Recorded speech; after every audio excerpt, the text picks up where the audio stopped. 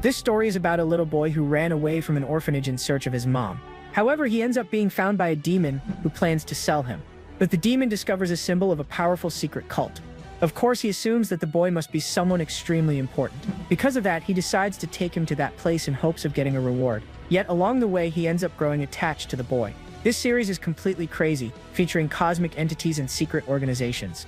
At the same time, it's also a very wholesome story with a charismatic protagonist. I hope you enjoy the video. Our story begins in a dark and abandoned building. A squad of soldiers advances with caution. The leader of the squad activates the scanner, which maps the area with a red light. In that moment, one of the soldiers shouts that the target is here, and the team advances quickly. The light of their flashlight reveals a cornered child, who looks wild and frightened. But suddenly the child bursts away at high speed, trying to escape the squad. The leader then orders them to throw the device, trying to capture the fleeing target. The scene shifts abruptly to a room, where a boy wakes up with a jump, startled. He sits on the bed, and the story explains that the strong sunlight woke him. The place seems to be an orphanage, a special protection zone for children. But as he steps off the bed, his feet full of scars reveal a difficult past. The story explains that this place was strange to the boy, who walked all clumsy. After all, he now had flat flooring, clean clothes, and even prepared food on the table. The boy spent most of his time alone on a hill, until other children appear. They invite him to play together, but the boy becomes completely terrified at the idea. Suddenly, he throws himself on the ground like an animal, with the hair on his body standing on end.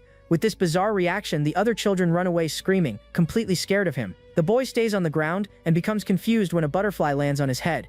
In that moment, he throws himself backward and lies on the grass, seeming a little more relaxed. From a window, a woman in a wheelchair observed the whole scene from afar. She then asks if he does not speak, but the caretaker says he just never learned. The woman continues, explaining that the rescue team believes he grew up with animals. The younger caretaker compares him to Mowgli, but the other woman becomes confused by the name. The woman in the wheelchair laughs, saying that young people do not know the story. She then explains that she is from a time far earlier than when that caretaker arrived. At that moment, the orphanage church bell begins to ring, calling everyone. The children all run excitedly toward the caretaker, who calls them to gather. The boy watches curiously as one of the boys receives a letter sealed with wax. He becomes thoughtful, until a voice explains that what the boy is holding is a letter. A red-headed little girl adds, saying it is from a sponsor and that sometimes gifts come. She then looks directly at the boy and asks if he does not have a sponsor. The girl pulls him by the hand, explaining that a sponsor is an adult who looks after him. But the boy disagrees, saying that adults are bad, so she proposes a middle ground. She says that Matthew bragged so much about the gift he got that she felt like hitting him. The girl also complains about the tacky dress that Lily got from her sponsor, and she even comments that Joe talked to her sponsor,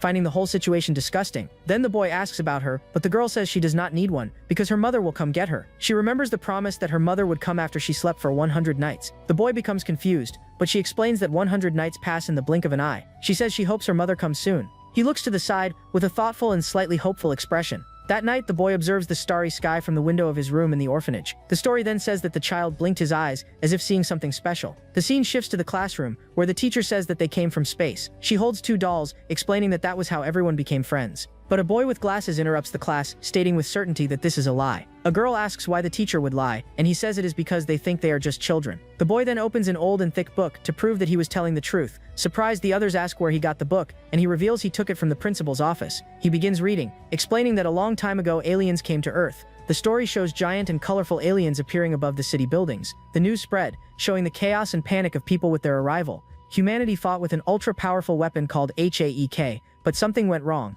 The aliens simply opened a portal and ate the weapon, forcing humans to surrender. Back in the present, the bell rings and the caretaker starts calling the children by name. She then calls for Mori, and our protagonist becomes confused, not understanding anything. The caretaker approaches Mori with a smile and says that there is a letter for him. The boy takes the envelope, which has a red wax seal right in the middle. The woman says that now he has a sponsor, and asks if he is not happy. He then finds the red-headed little girl standing in the hallway, looking very upset. As he gets closer, he sees that her face is full of tears, because she had been crying. Suddenly, a strange noise draws their attention, coming from a covered table. The girl tells him to go away, while she was still crying.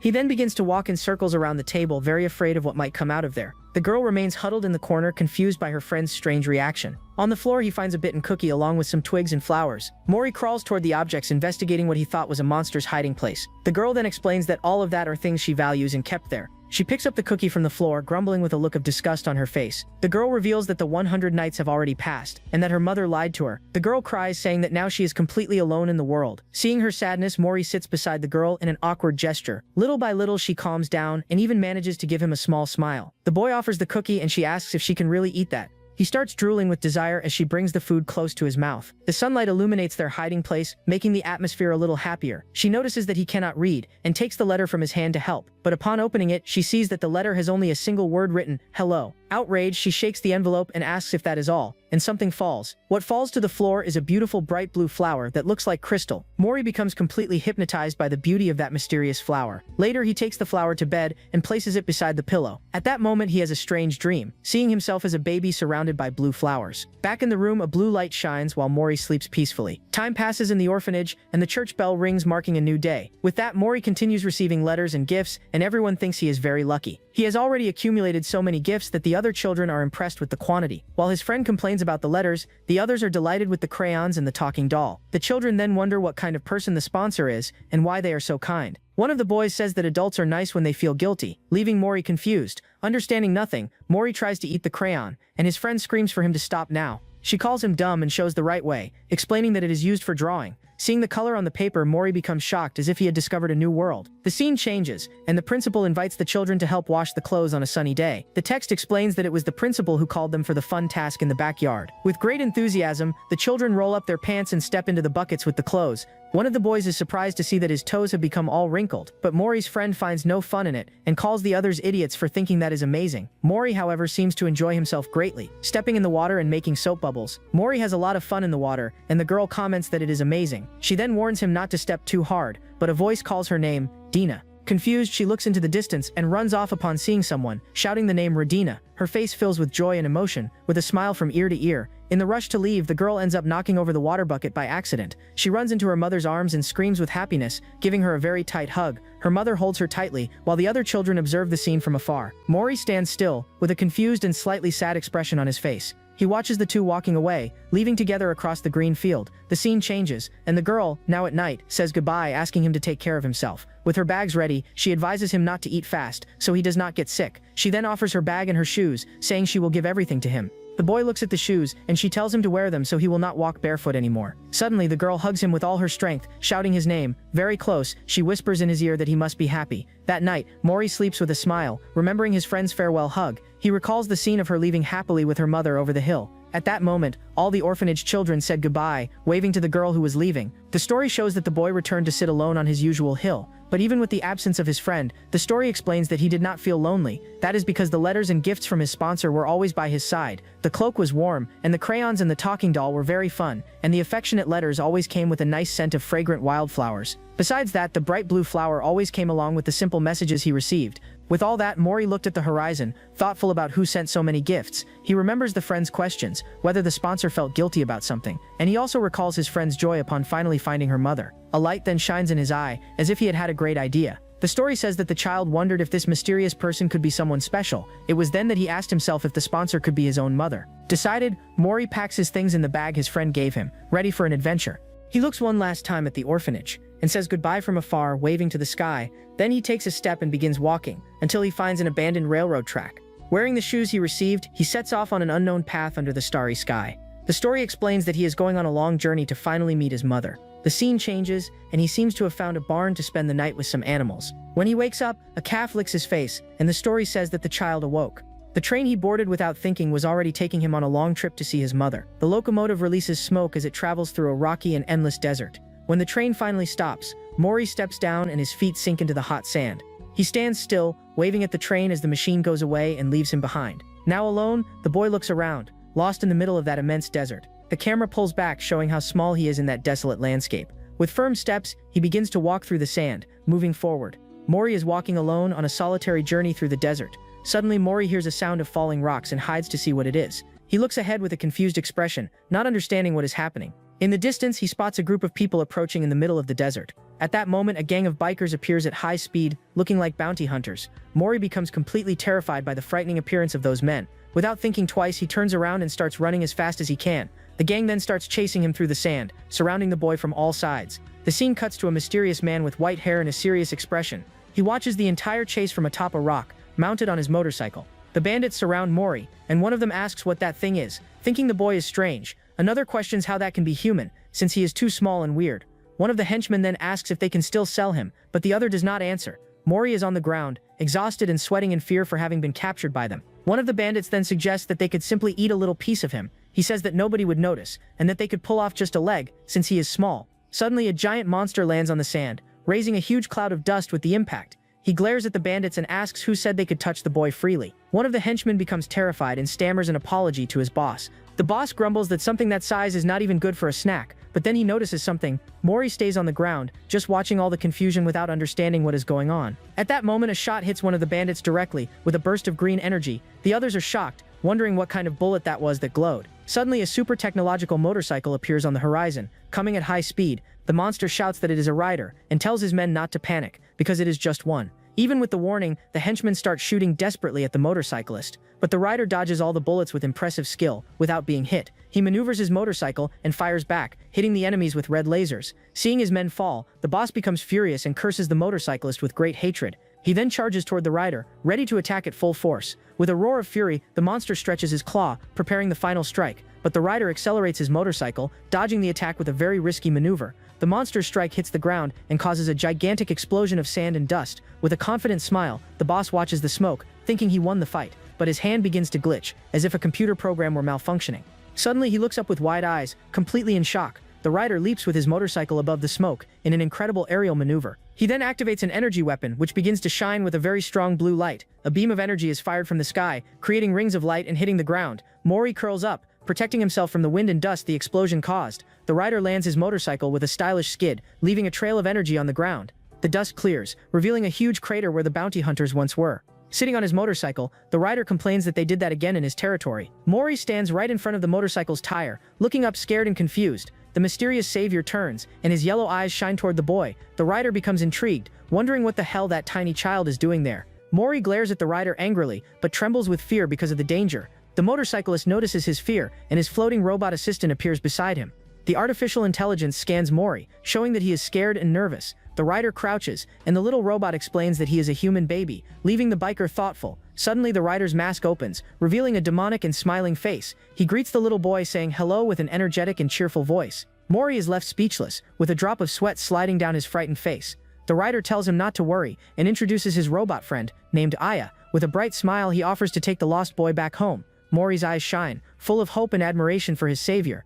The rider then asks the little boy to follow him, and begins walking through the desert. Mori follows him, and the demon gives a gentle smile, happy to have helped. But alone, the rider reveals an evil grin, wondering what to do now. He thinks that although eating humans is not illegal, it is a social taboo to do so. The demon then calculates the price, and says that even if he is small, he still brings good money. He thinks about selling him alive to the caverns, because some lunatic might want him as a toy. In this, he notices the boy's clothes, and thinks that, at an auction, they would fetch good money. But Mori pokes him, and the rider asks the little one to wait a bit, sounding a bit impatient. He then realizes there is something on the boy's clothes, a strange and glowing symbol. Upon recognizing the symbol, the demon becomes terrified, sweating cold in pure fear. He changes his attitude instantly, and says with a laugh that wow, it's already getting late. The rider apologizes, saying that he is a very, very busy guy indeed. Already on the bike, he asks if Mori knows how to return on his own and celebrates the positive answer. With that, the demon speeds off and disappears on the horizon, leaving the boy behind. He looks back while accelerating, fleeing that place as fast as he can. The rider keeps sweating,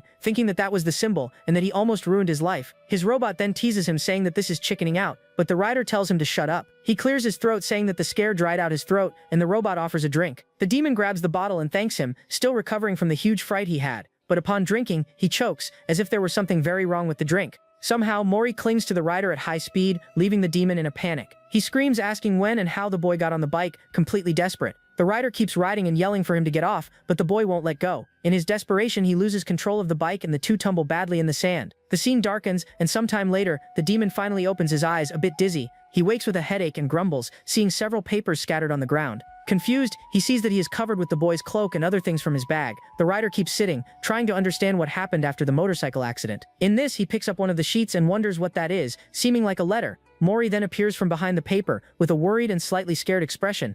The rider jumps in fright and screams because he thought the boy was sleeping, but then the robot explains that it covered him with the items and made a fire to warm him. The robot says that he seems to need hydration, and the rider agrees to drink water. Mori then gets up and walks back to the fire, leaving the demon watching. He grabs the canteen to fetch the water, and the rider just watches him, feeling awkward. But Mori trips on a rock and ends up throwing all the water into the rider's face. The demon is drenched and speechless, his eyes wide in total shock. Mori becomes terrified, his hair all spiky, thinking he made a huge mistake. In this, he runs and starts gathering his things, and the rider realizes it was him all along. The demon's eyes widen and he stares at the boy with a very serious expression. Mori hugs his things, trembling in fear of the rider's possible reaction. The demon then recognizes the seal of the letter and is certain it is the symbol he feared. The story explains that it is the symbol of one of the seven fingers, the beginning and the end of the universe. Threatening a bearer of that symbol is like signing one's own death sentence. A bloody image shows the eye of a creature with the symbol carved into its pupil. The rider swallows hard, wiping the sweat from his neck because he knows he got himself into trouble. But even with all the danger, the story explains that the rider was still thoughtful. He looks at the boy, who seems like a kind of silly and helpless human in the middle of nowhere, and he also notices the symbol engraved on most of the items the boy carries. The rider then remembers the papers, which are so expensive they're worth a month's food. He also notices that the ink on the letter seems to have been written with great care. With an evil smile, he realizes he can earn a great reward if he delivers the boy, but then the robot warns that the battery is running low, and the rider tells him to go rest. The robot disintegrates and returns to the weapon, and the rider continues his journey with the boy. He then turns to the boy and asks if he understood the plan. With a snap of his fingers, the demon says that saviors like him are rare, and that the boy was very lucky. He continues, saying that he is the only one who knows the area well, and can guide him safely. To prove his point, he points to some lizards crying over a grave nearby. The rider starts to explain that when they reach the destination, he will. But the boy gets distracted by something on the ground and moves away, leaving the demon talking to himself. Annoyed, the rider scolds him for not paying attention while he is speaking. Mori then shows what he found, a giant blue beetle that he is about to eat. The demon stays silent, completely shocked and speechless at the scene. In a panic attack, he grabs the boy and yells for him to spit the bug out right now. The rider lies exhausted on the ground, crawling in despair because of the boy's actions. The rider yells at Mori, saying that eating something like that could kill him instantly. He then holds the beetle and shows it, explaining that the blue legs indicate poison. The demon continues the lesson, speaking of mushrooms and scorpions that are also dangerous. Sitting in the sand, he asks if the boy understood, and Mori nods yes. The rider sighs in relief, thinking that now he wouldn't have any more problems with the boy. But right after, he sees Mori trying to fiddle with a giant and dormant security robot, and then the boy tries to touch a huge carnivorous plant that emerges from the sand. To make things worse, Mori almost drowns in quicksand, covering himself in mud. The demon screams desperately for him not to get upset, because the boy is all shiny and clean. Exhausted, the rider throws himself on the ground, wondering what the hell he is doing with his life. Later, he wakes up and sees Mori drawing near the fire, very focused. The rider sits and asks what the boy is drawing with such attention there. Mori shows the drawings, babbling things the demon cannot understand. He then notices a strange name written on a box, and wonders if Mori is a name. The rider grabs one of the drawings and asks what that black thing Mori drew is. Mori points to the drawing, and the demon asks if that is supposed to be him.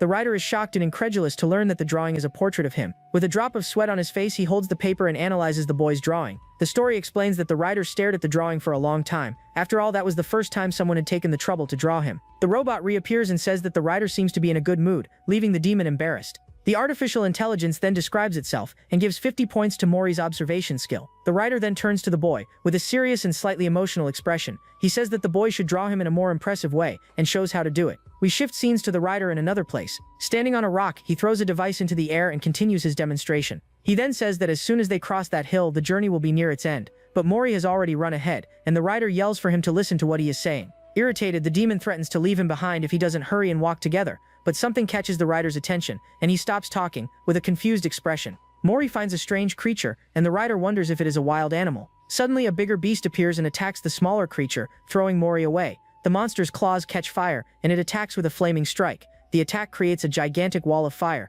which spreads across the entire area. The rider is shocked, his mouth open in awe at the power of that beast. The intense flame keeps burning, turning the desert into a true inferno. With his weapon in hand, he yells at the boy, asking what the hell he is doing. He then runs toward the fire, while the monster flees with its prey. The rider stretches out his hand, trying to reach the boy before the flames get him. The scene fills with an intense red, showing the rider's silhouette in the middle of the fire. The story explains that the rider panicked at the flickering flames. After all, the child would be charred without leaving a trace if he stayed there. But at that exact moment, the boy's cloak begins to flutter in a strange way, and that made the flames around him disappear, one by one, miraculously. The story explains that it was like a magic cloak protecting him from danger. After the fire dies out, Mori sits on the ground, completely unharmed and safe. The rider is left open-mouthed upon seeing that the bigger creature is caring for the baby. He runs to the boy and asks, stuttering if he is okay after everything. The demon kneels, exhausted and relieved, saying he almost had a heart attack. But suddenly, he turns with a furious look toward the monsters. The rider draws his weapon and curses the creatures, calling them little turds. The bigger beast turns around ready to fight,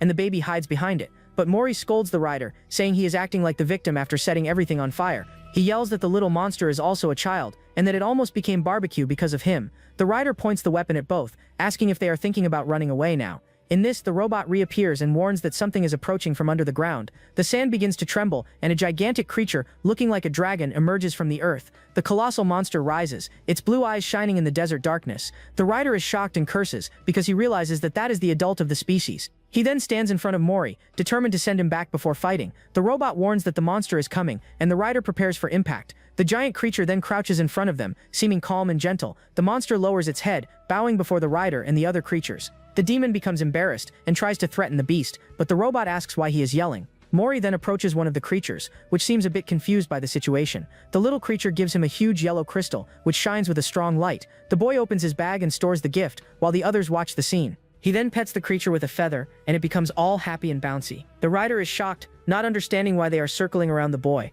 The creatures then climb onto the bigger monster, which begins to sink back into the sand. The baby nestles against the large beast, seeming happy and safe beside its family. The rider watches the scene, and Mori turns to him, holding his cloak tightly. The demon explains that he almost died today, and that he only survived because of the cloak. He says that the cloak is magic, making fire disappear and regulating temperature. The rider then advises Mori to be grateful to whoever gave him the cloak, and the boy agrees. The rider grumbles, unable to believe he is surrounded by cute and glowing creatures. Later he lies down to rest near the fire, while Mori stays awake. The boy stares at the demon sleeping, with a thoughtful and slightly worried expression. The rider then calls his robot, asking it to show the data about humans. The artificial intelligence projects a holographic screen, loading all the information. The robot shows the data, which include the life cycle and DNA structure of humans. The rider looks at the data and agrees, seeming to understand a bit more about the species. He concludes that if humans reproduce, then this child must also have a mother. The story explains that humans appeared while the masters of the earth were away, and that they wanted to believe everything belonged to them, even other human beings. The rider thinks that, seeing how things reach this point, the powerful do not care. He turns to his side with an irritated expression, thinking about the cruelty of humans. Meanwhile, Mori is already sleeping deeply. Covered by his warm and magical cloak, the demon moves closer and watches the boy sleep. With a softer look, he then reaches out and holds Mori's little hand in an unexpected gesture of affection. The boy's little hand squeezes the demon's finger, creating a bond between the two. The scene shows the two sleeping together near the fire, as if they were father and son. The rider wakes up and watches Mori sleep, with a thoughtful and determined look. While he sleeps, the boy turns and nestles into the demon's arm, surprising him. He then lies down again, with a smile on his face, seeming to have made a decision. The scene changes, and a voice says it will find him. The rider and his robot watch Mori sleep, and the voice confirms that it will, without any doubt. The scene changes again, and Mori wakes up lying in a lush and peaceful green field. He sits on the grass, looking around, confused by the sudden change of scenery. The boy looks at the sky, and then at the field, trying to understand where he ended up. Suddenly he widens his eyes upon seeing something approaching from afar. The camera focuses on Mori, who seems sleepy and with his face crumpled from so much sleep. The rider holds him and asks if he woke up, while riding the motorcycle through the desert. He points forward and tells the boy to take a look at what is coming. The scene reveals a giant city, surrounded by imposing rocky canyons. Upon arriving, Mori is impressed by the food and the bustle of the city. The place is built in the middle of a canyon, with bridges connecting the cliffs. Suddenly a group of demons surrounds the boy, saying he is the cutest thing. They introduce themselves and ask how the little one is doing, all enchanted with him. Mori gets embarrassed, while the demons comment on how small and adorable he is. The rider then picks him up and yells for them to get out, saying it will cost them dearly. He grumbles that Mori stands out more than he expected, and the robot agrees. They enter a kind of bar, and the rider walks through the place with the boy in his arms. A woman named Valentine approaches and asks what is going on with the rider. She asks when he decided to raise a human, and the rider warns that he is not food. The demon then shows the letter and asks if she has ever seen that symbol anywhere. She explains that the symbol is used as payment, and that they are probably in the city. The rider is shocked and asks where they are, and Valentine says it is right there. The woman then strokes Mori's hair and comments that the man she saw also had black hair. Valentine asks why they would come here, and the rider asks for accommodation for 50. The two start arguing about the price, and the rider yells that 35 is enough. Irritated, Valentine stands up and says he will not fool her again like last time. She grabs his face and makes a counteroffer, saying it is take it or leave it. Defeated, the rider throws the money on the table and the other demons laugh. The robot suggests selling a battery, but the rider says it would be a waste. He then gets irritated at the idea of selling the boy's things and letting him go hungry. Mori hands him the crystal, and the rider asks Valentine how much it is worth. She recognizes the object and reveals that it is a Tomas stone, leaving the rider surprised. With a single touch, the woman breaks the crystal into 3 pieces easily. The rider is terrified by what she did, with his hair standing on end from fright, but she asks him to calm down and tells him to look closely, because the crystal fixes itself. Valentine explains that it fixes itself, feeds on light, and glows in the dark. The rider asks if it is expensive, but she says it became so popular that it has no value anymore. He grumbles and gives the stone back to Mori, saying that was what he thought too. Rider drops the stone on the floor, and it rolls and stops near another person. The boy then walks toward whoever picked up the crystal without any fear. He and the mysterious creature touch the stone at the same time, creating a moment of connection. The boy sits down, and the masked demon watches the little one with curiosity. The creature reveals itself with a frightening appearance, but it seems gentle near the boy. With wide eyes, the masked demon says that the boy is adorable. He then starts playing with Mori, lifting the boy by the ribbon of his hood. Suddenly the creature grabs the boy tightly. He opens a magic portal and pulls Mori inside, with several hands grabbing him. The boy rubs his eyes and sees the masked demon watching him from the darkness. Mori is terrified, with a drop of sweat running down his frightened face. The creature then vanishes into the shadows, taking the boy away from the bar. Left behind, Mori begins to cry and scream in fear in the middle of the darkness. He keeps crying, with tears running down his face, feeling alone and lost. The rider hears the crying and turns around, with a shocked and worried expression on his face. The rider looks around and wonders where Mori went, somewhat concerned. He yells the boy's name, wondering where that kid went now. One of the demons grumbles, while the masked creature disappears behind a curtain. The masked demon looks back, as if hiding something important. The rider jumps to his feet, with an expression of anger and despair on his face. He runs to the curtain and yells for the creature to wait, trying to stop it from fleeing. The robot begins scanning the area, and the rider yells for him to stop for a moment. He reaches out his hand, yelling once more for the creature to stop, but it is too late. The masked demon jumps off the bridge, disappearing into the dark abyss of the canyon. The rider stands at the edge, shocked and confused by the creature's sudden escape. The masked demon looks up, with a defiant and mysterious gaze. The robot says it detected a life form in the creature's pocket, and the rider becomes furious. He then orders the robot to fly up to block their path, and the little one floats. The rider begins running across the bridge, chasing the kidnapper with all his speed. The robot flies, searching for a way to intercept the masked demon. The robot begins scanning the city, with its sensor glowing green. The sweep maps the entire canyon structure, showing the bridges and passages. The holographic screen displays various data, analyzing obstacles and possible paths.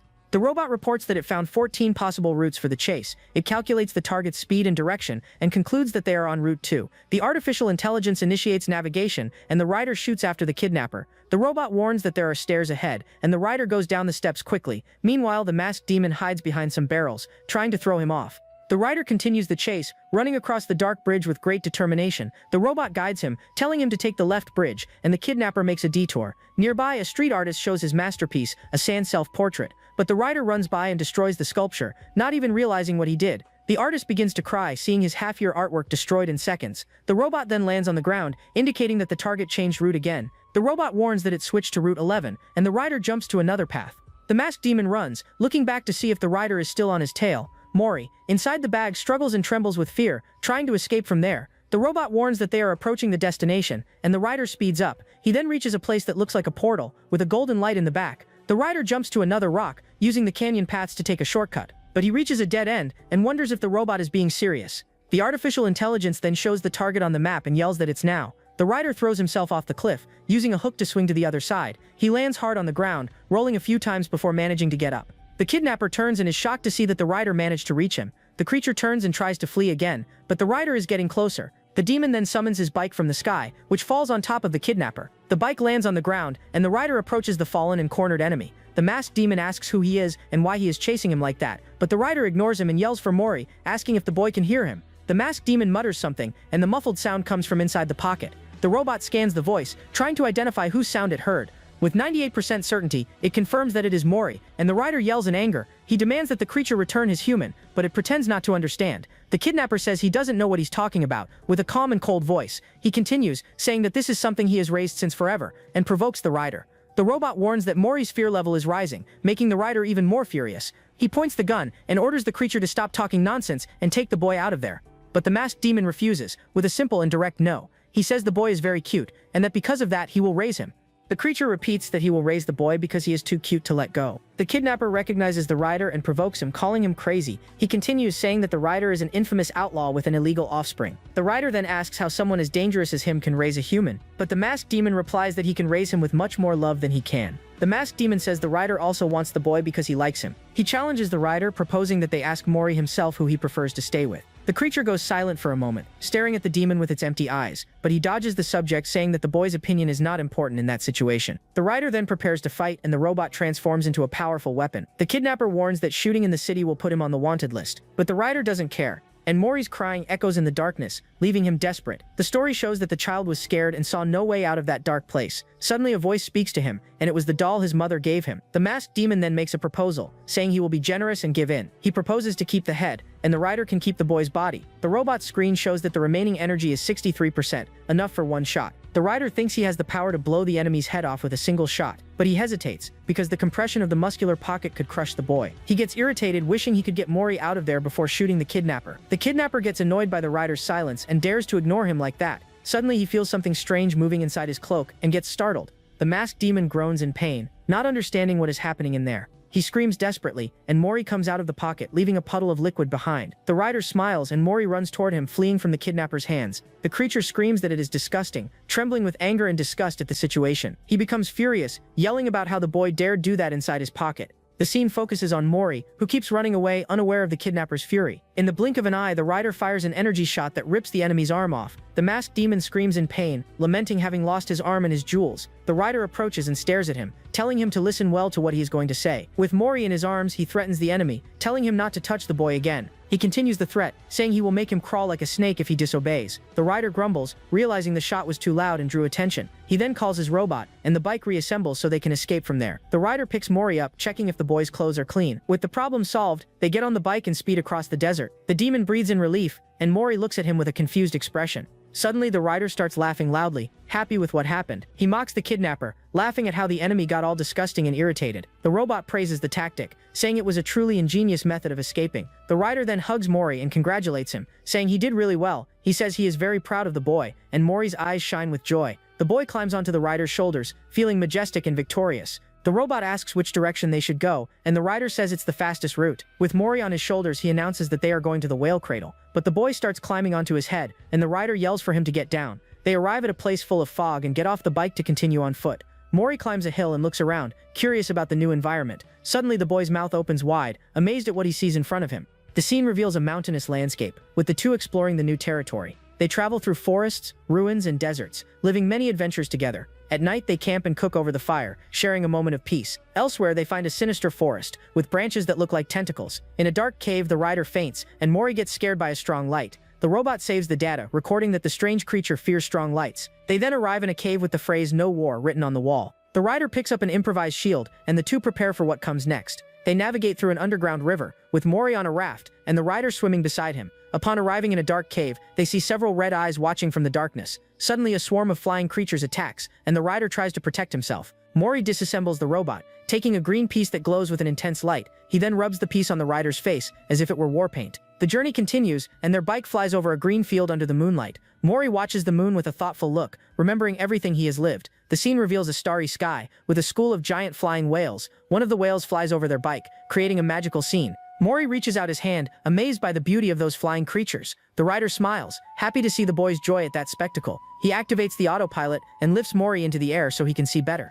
The boy stretches out his hand, trying to reach the stars and the whales in the sky. One of the whales approaches, and Mori's mouth opens wide at its grandeur. The boy's little hand almost touches the whale's skin. In a moment of pure magic, Mori's eyes shine, reflecting the starry sky and the lights of the aurora borealis. The school of whales continues its journey, disappearing on the starry horizon. Mori closes his eyes and remembers a loving voice. The memory shows a woman with dark hair, hugging the boy with love. The mother's voice echoes, and Mori sleeps with a smile on his face, feeling loved. He wakes up startled in the rider's arms, confused by the dream he just had. The demon notices he woke up and holds him tighter, continuing the journey. The rider blames the robot for how it drives, but the boy sleeps peacefully. The robot defends itself, saying it was being careful and that the autopilot is great. The artificial intelligence teases, and the rider gets irritated, remembering he was the one who created it. They arrive at a place covered in snow, and the rider gets off the bike to analyze it. He looks at the frozen landscape and comments that that place hasn't changed at all. The robot suggests they walk in silence, because the night creatures might wake up. The rider tries to show something to Mori, but the robot interrupts him, saying no. The artificial intelligence then pauses, as if about to say something important. The robot asks if the boy isn't too equipped, since he has a super protective cloak. The rider jokes, saying it would be fun to roll him up like a ball, but the robot calls it abuse. He insists on the joke, but Mori gets confused, not understanding what is happening. The scene changes, and the robot creates a hologram of a snow-covered mountain. Suddenly, the robot warns that something is approaching them at high speed. The rider is shocked by the speed, which the robot reports as 491 kilometers per hour. The demon looks back, tail swaying, tense with the approaching threat. A shadowy image of the rider appears, with his tail swaying in a threatening way. He says he has a bad feeling, and decides to change the plan and go by motorcycle. The demon gets on the motorcycle and speeds through the snow, fleeing the approaching threat.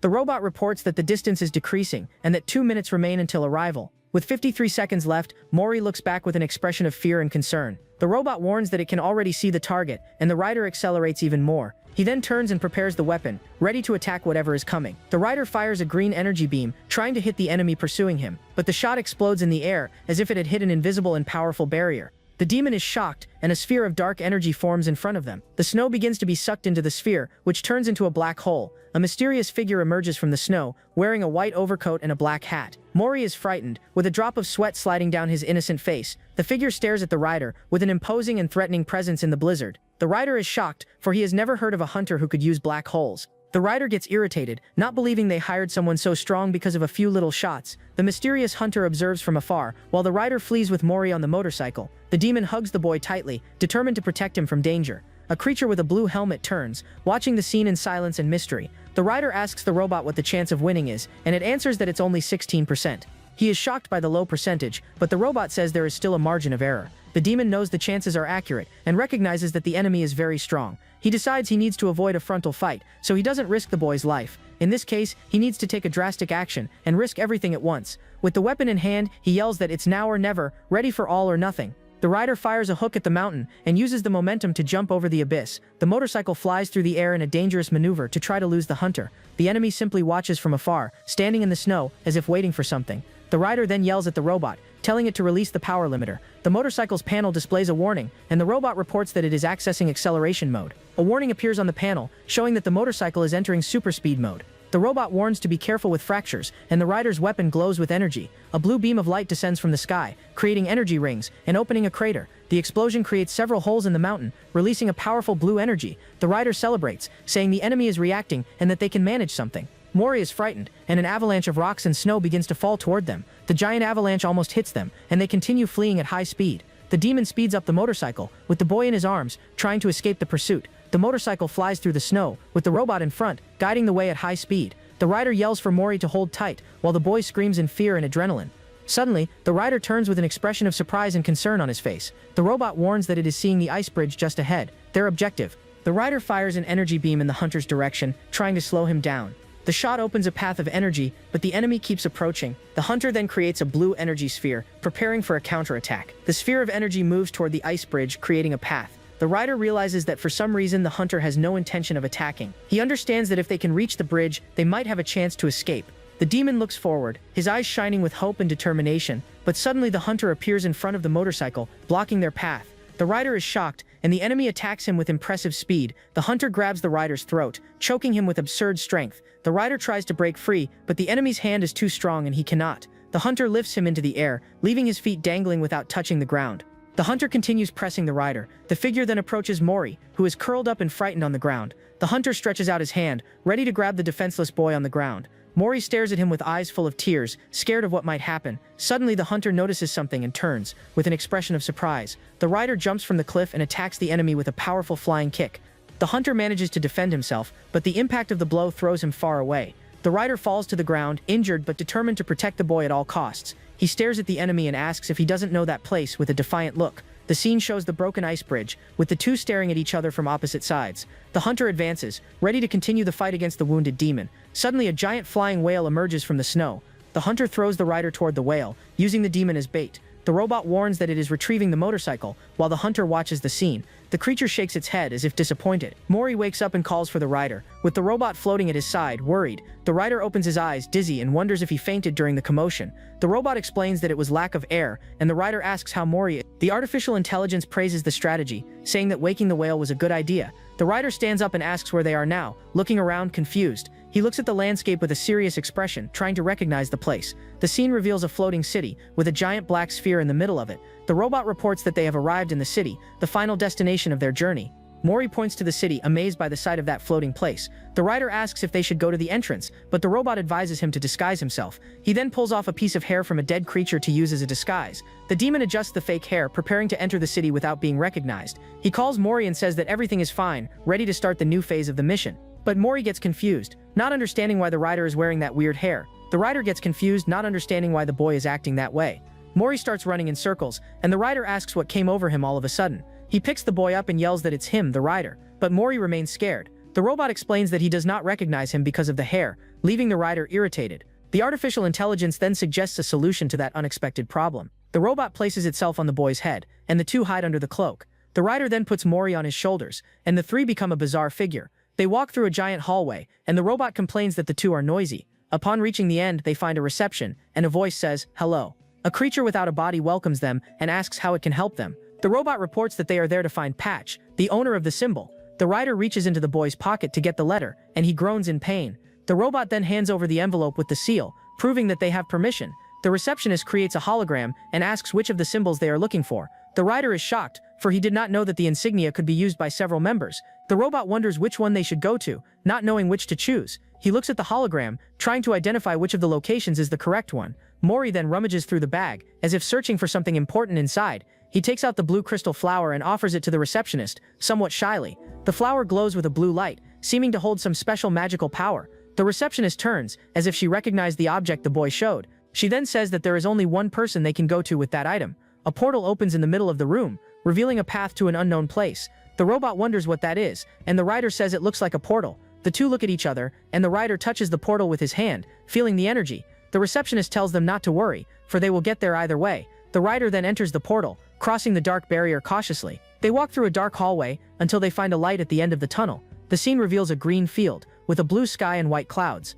The robot says wow, and the rider is amazed by the beauty of that place. They arrive at a mansion in the middle of the field, and the rider comments on the unique taste. Mori looks at the house with eyes shining in expectation and curiosity. The robot says that Mori is in a good mood, and the boy starts running through the grass. They reach the mansion's gate, and the rider removes the fake hair, preparing to enter. He warns the robot and Mori to stay close, for it may be dangerous inside. The rider tries to find the doorbell, but does not know where to press to open the gate. Mori approaches the gate and sees an open window on the second floor of the house. A woman with dark hair appears at the window. The boy widens his eyes, as if he recognized the person he had been searching for. He smiles with a spark of hope in his eyes, and runs toward the house. Mori slips through the bars of the gate and runs into the garden, leaving the rider behind. The demon yells for him to come back, and the boy enters the house through the open window. The rider panics and starts shaking the gate, yelling for them to open the door. Mori lands on the wooden floor and finds himself in a long hallway lit by sunlight. He walks down the hallway, and the door at the end opens, revealing what is inside. Mori looks ahead, his eyes shining with expectation as he enters the room. Suddenly a creature appears and sees him. It asks who he is. The strange creature also seems confused by the visit. The boy gets a drop of sweat, while the creature asks how he got in there. They get startled by each other, and Mori hides, for the creature says it was not expecting guests. The boy then remembers the smell of the blue flowers, which makes him feel something special. He turns suddenly, as if he had an idea to solve the situation. The creatures try to stop him, asking him to wait, but Mori does not listen. He runs through the hallway and opens a double door at the end, determined to continue. Carefully, he peers through the crack of the door, curious to see what is inside. His eyes shine with a purple reflection, amazed by the scene he finds. The room is dark, but several golden eyes shine in the darkness, watching the boy. Mori stands still in the middle of the room, looking forward, not knowing what to do. He then remembers his friend's hug, crying with happiness upon finding her mother. The creature with angel wings turns around, and Mori stays there, frozen, waiting for a reaction. Mori remembers his mother, and the image of her hugging him with affection comes to mind. The winged creature stretches out her hand, trying to gently touch the boy's head. But instead of smiling, Mori starts crying, his face all red and swollen.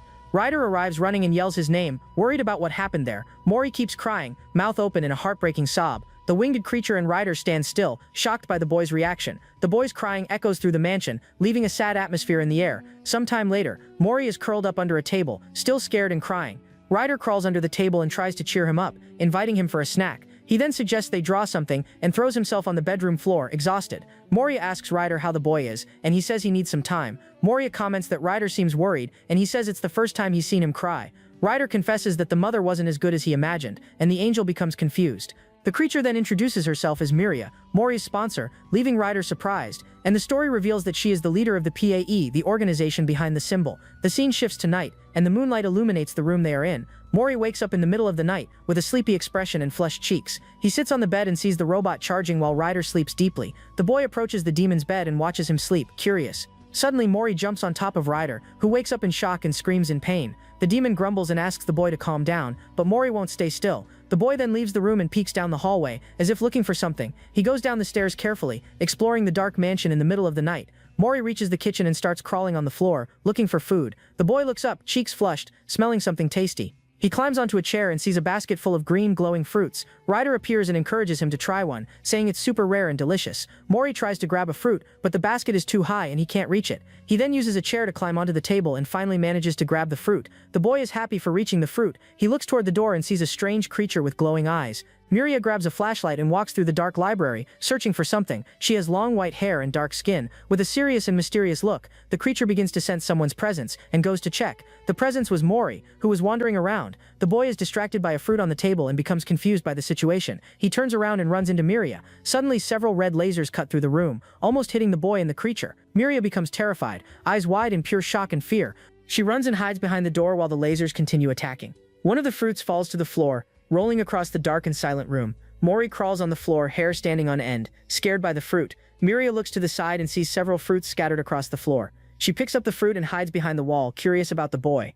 Mori is behind some crates and ends up falling asleep from exhaustion on the table. The woman watches him from afar with an expression of pity and a touch of sadness. She approaches and leaves the fruit near him, like a silent offering. The fruit rolls across the floor and wakes Mori, who jumps up startled. He looks at the fruit on the floor and follows its trail with wide-open eyes. The fruit keeps rolling, as if guiding him somewhere. Mori reaches out, trying to grab the fruit that lured him out of hiding. The woman watches from the darkness, surprised by the boy's reaction. The boy then grabs the fruit and bites it eagerly. He then runs out, clumsy, trying to take a few more fruits with him. Meanwhile, Miria watches everything and throws another fruit to the boy. The little boy doesn't notice anything and keeps chewing the fruit, very satisfied. Miria focuses her gaze on him, her eyes shining in the darkness. Then Miria hides behind the door, spying on the boy without making any sound. The scene pulls back, showing the empty room with the starry night through the window.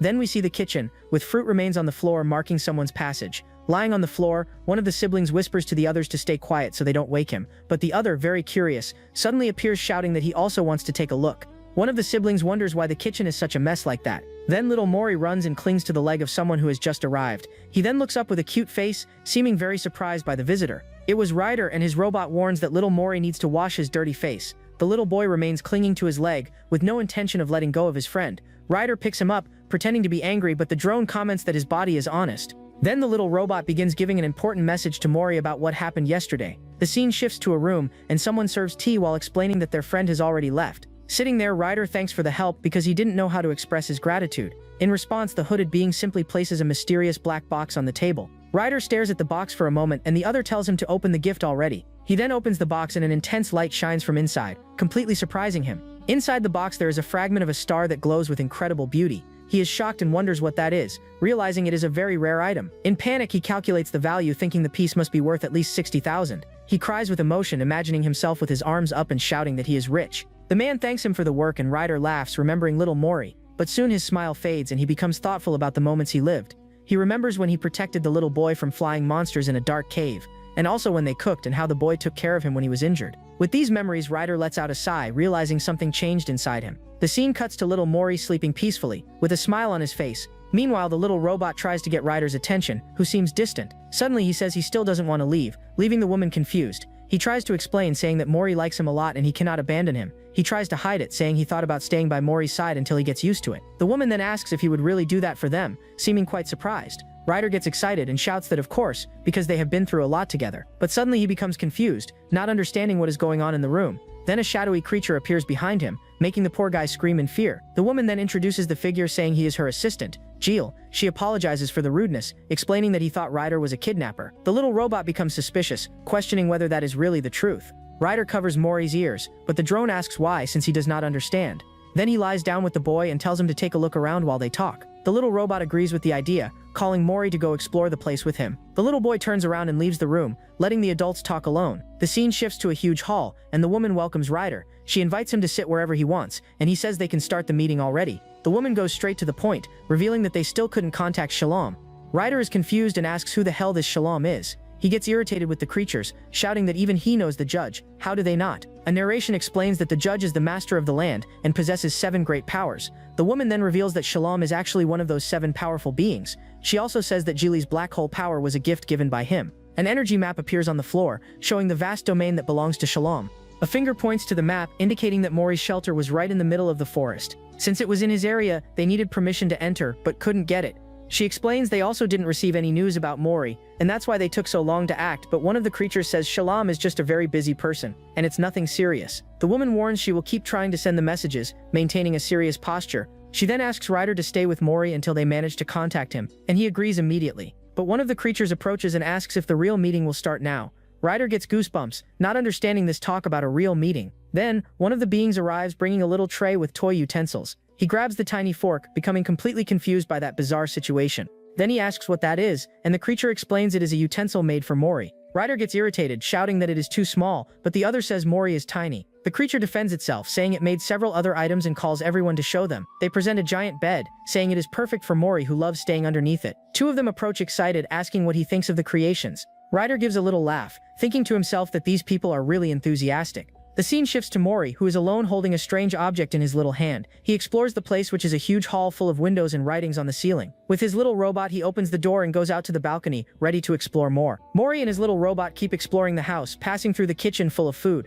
The robot then teaches him the names of things like the lamp and the flower vase. Then little Mori keeps pointing at everything, curious to learn every detail of the place. The little robot becomes confused by the scene, but soon starts scanning the entire environment around them. He warns that there are leftover materials, and Mori climbs onto the chair to see better. The little boy climbs on the table and finds strange sketches, not understanding what they are. Then the robot explains that it seems to have been made by hand, making Mori even more curious. He then clarifies that he is talking about Mori's blanket, leaving the boy very surprised. The boy looks at his own cape, beginning to understand what those drawings mean. They were the designs of his blanket, and he sees the image of someone who made it for him. We see a close-up of Mori's eyes, which shine with the new discovery about the blanket. In that moment, one of the creatures finds him and asks if he really is the famous boy Mori. She says she is very happy that he is safe, because it was a struggle to stop Miria from leaving. The creature asks what they are doing, and the drone replies that they were exploring the mansion. The robot finds the house strange there, but she explains that Miss Miria built everything by herself. She continues, saying that Miria just wanted a way to try to understand him better. The scene shifts to Mori, who now spies on the mysterious woman from behind a door. He stays there watching in silence with his big eyes, full of curiosity about her, but suddenly the woman turns in his direction, and the little boy runs away scared. He passes by her like lightning, while the woman only watches him standing near the window. The woman gets a bit embarrassed about the situation, while Ryder observes everything from afar. He becomes thoughtful, trying to find a way to fix that awkward atmosphere between the two. The scene cuts to the mansion, showing that they have a long road ahead. Then Ryder has the idea that for now, it would be better if they became friends. The woman agrees, but the drone asks if Ryder has any good idea for that. Suddenly a light bulb turns on, and one of the creatures appears with a brilliant plan. And so begins the Operation Friendship with Mori, with the first step being to use snacks. The woman tries to approach, calling Mori and offering him some cookies, but the other creatures arrive first and already fill the boy with cookies and affection. Ryder eats a cookie and says this is easy, announcing the next step of the plan. The second step of the plan is to show interest in the boy's favorite items. In that, the woman decorates herself with Mori's things, thinking the idea is perfect. Ryder tells her to walk near him, while the drone notices one of the boy's drawings. She walks beside Mori, who eats a cookie, and he notices the items on her clothes. The boy becomes terrified, and she apologizes and says she will return what she took.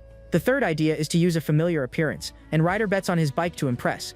He asks his robot to bring the bike, and the small machine materializes the vehicle instantly. Ryder then teaches the woman to ride it, telling her to hold tight and press a button. But the bike shoots off at full speed, taking Miria and leaving the creatures desperate. The plan goes wrong again, and Mori now pilots the robot as they move to the next one. The fourth challenge begins. They need to recreate how they became friends, but they seem confused. Then the duo arranges the reenactment. One will be the villain, and the other saves the boy. Little Mori is sitting alone when suddenly a sinister figure appears in front of him. Seeing the scene unfold, the demon warns that the time to act has come. In that moment, the improvised hero bursts into the room yelling Mori's name to scare the villain. But the plan goes wrong because the boy has already knocked out the enemy alone, leaving everyone shocked. The villain gets up irritated, complaining that the agreement was just intimidation. After several failed attempts, the scene shifts to a dark and rainy night. Now the little boy is already in his bed, sleeping deeply and peacefully. He seems to be in a very heavy sleep, resting calmly after a busy day. Suddenly, he begins to have a nightmare with soldiers and a disturbing vision. The boy wakes up in a jump, sweating cold and with eyes wide open in pure panic. He is looking around the dark room, still trembling in fear. A strong lightning bolt lights up the room, followed by a loud noise of something breaking outside. Very scared, the boy gets out of bed and goes to investigate the source of that sound. Meanwhile, in another room, Ryder is very focused, working on a holographic panel. The little boy walks alone through the dark hallway, passing by an old clock and a window. He curls up in fear, trembling while hugging his own body to feel safe. Then he sees a light coming from a half-open door and decides to peek carefully. Inside, he finds Miria relaxing in a rocking chair in front of the fireplace. The woman seems very calm, with a serene smile on her face, enjoying the warmth of the fire. The little boy hides behind a bookshelf, observing the books scattered on the floor. He finds a book about observing children and does not understand anything he is reading. With great caution, the boy decides to approach from behind the chair, walking very slowly. But suddenly, the boy becomes completely paralyzed with fright, and then he finally manages to place himself on Miria's lap. On her lap, the boy was still a little scared. Miria hugs him, and little by little his fear begins to fade. Now calmer, Mori looks up with his big eyes, full of curiosity. The boy then nestles into her lap, feeling a familiar and comfortable scent. Miria continued sleeping. While the boy was on her lap, he settles into her arms, feeling totally safe and protected there. In that moment, the little one lifts his head and stares at the figure with his bright and curious eyes. His huge eyes reflect the firelight, while an idea begins to form. In that moment, he understands everything and thinks that that figure is like a mother to him. Time passes quietly, with the sound of the fireplace warming the comfortable environment. Suddenly, the woman wakes up startled, realizing she ended up falling asleep. She thinks it is already late and that she needs to return to her own room soon. But when she looks down, she is shocked to see that the little boy fell asleep on her lap. She panics, wondering why Mori is there and since when. Desperate, she thinks about what to do and considers calling Ryder and Aya for help. But the boy moves, so she decides to stay quiet so she doesn't wake him. Seeing the boy snoring softly, her expression calms and she watches him sleep. With that, the woman hugs him gently, deciding to take care of him for now. She remains seated in the rocking chair, watching over the little boy's sleep near the fire. The scene shifts to the next day, with Ryder waking up and letting out a huge yawn. A small floating robot congratulates him on the job,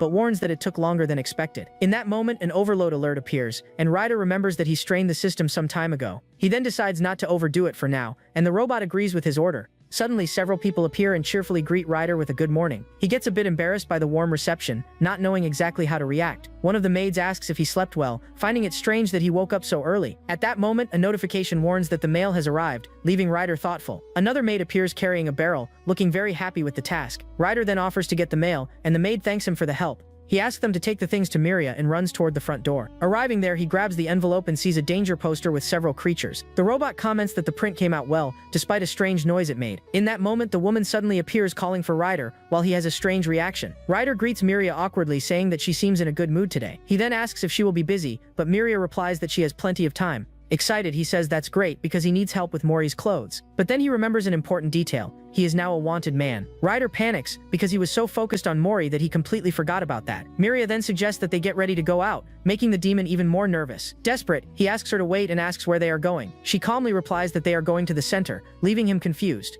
Ryder begins to sweat cold, asking if she is talking about the city center. With a huge smile, the woman confirms that yes, leaving the demon terrified. He realizes he is completely doomed, already imagining the danger he will face. The scene shifts to a fancy store, where several attendants welcome them. They enter a very wide and white place, with a very minimalist decoration. Ryder asks what place this is, and she explains that it is where she has her clothes made. An attendant shows a virtual model, warning that they can test and modify it on the spot.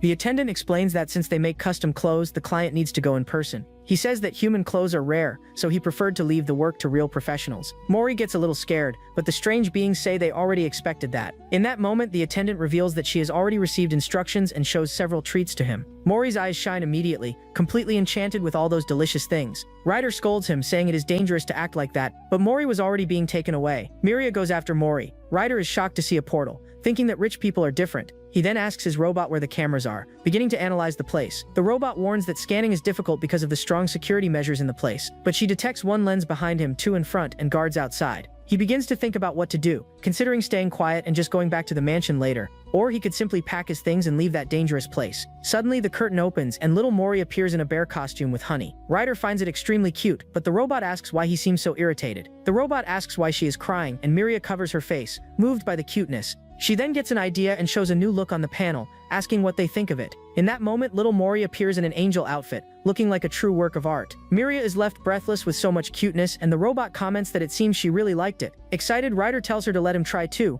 thinking he can do even better, and the result is Mori dressed as a rocker, with a leather jacket and a skull motorcycle. Ryder celebrates, but the robot says the two have no sense and that now it's his turn. With that, the boy appears in a futuristic outfit full of lights and a technological helmet. Everyone is impressed, and the robot says it turned out perfect and that they can continue now. Miria then picks up the little one in her arms, looking very happy with the choice. Ryder also holds Mori in his arms, who takes the chance to eat a delicious cookie, but he remembers the wanted poster and yells that it wasn't really his fault. He tries to justify himself, saying that he shot the city because Mori was kidnapped. Then he turns to Miria, saying that he has something very important to say now. Ryder gathers his courage and decides that he will reveal everything at once, no more excuses. He remembers the kidnapper asking how someone dangerous like him could raise a human.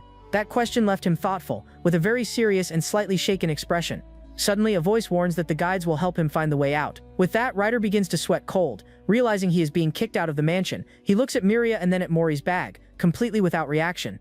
Ryder tries to change the subject and asks about the letter she wrote to Mori, wanting to know what it meant. Miria then turns to him with a serious posture, seeming to think about the answer. She then hands him a photograph, leaving Ryder totally confused by the gesture. He looks at the image and sees only a green field with a blue sky, and something small on the hill. Miria explains that the thing in the photo is Mori, leaving Ryder shocked by the revelation. She then says that, as usual, she was analyzing some documents and received a letter from Shalom. The scene shifts to the past, showing that she thought it was a pamphlet and almost ignored it, but the paper begins to shine and she decides to take a look at what was inside.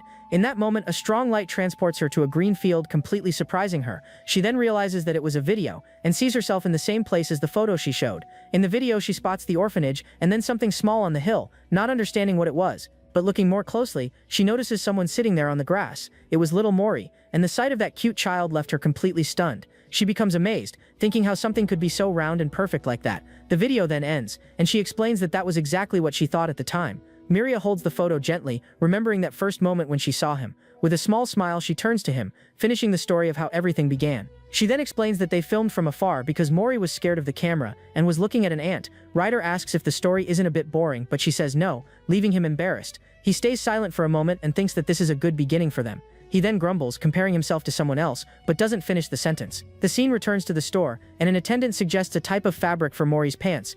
Suddenly the lights go out, and Miri apologizes, saying she will turn them back on now. In that moment, a very strong light illuminates Mori's face, leaving him completely paralyzed. His eyes widen in panic, while sweat runs down his frightened face. He then stares at a giant ring of light on the ceiling, surrounded by scary statues. The boy becomes terrified, as if he were reliving a very deep trauma. Without thinking twice, he turns and starts running desperately to get away from there. He shoots toward the exit, trying to escape that place as fast as possible. Ryder and Miria have no idea what is happening, completely surprised by the boy's reaction.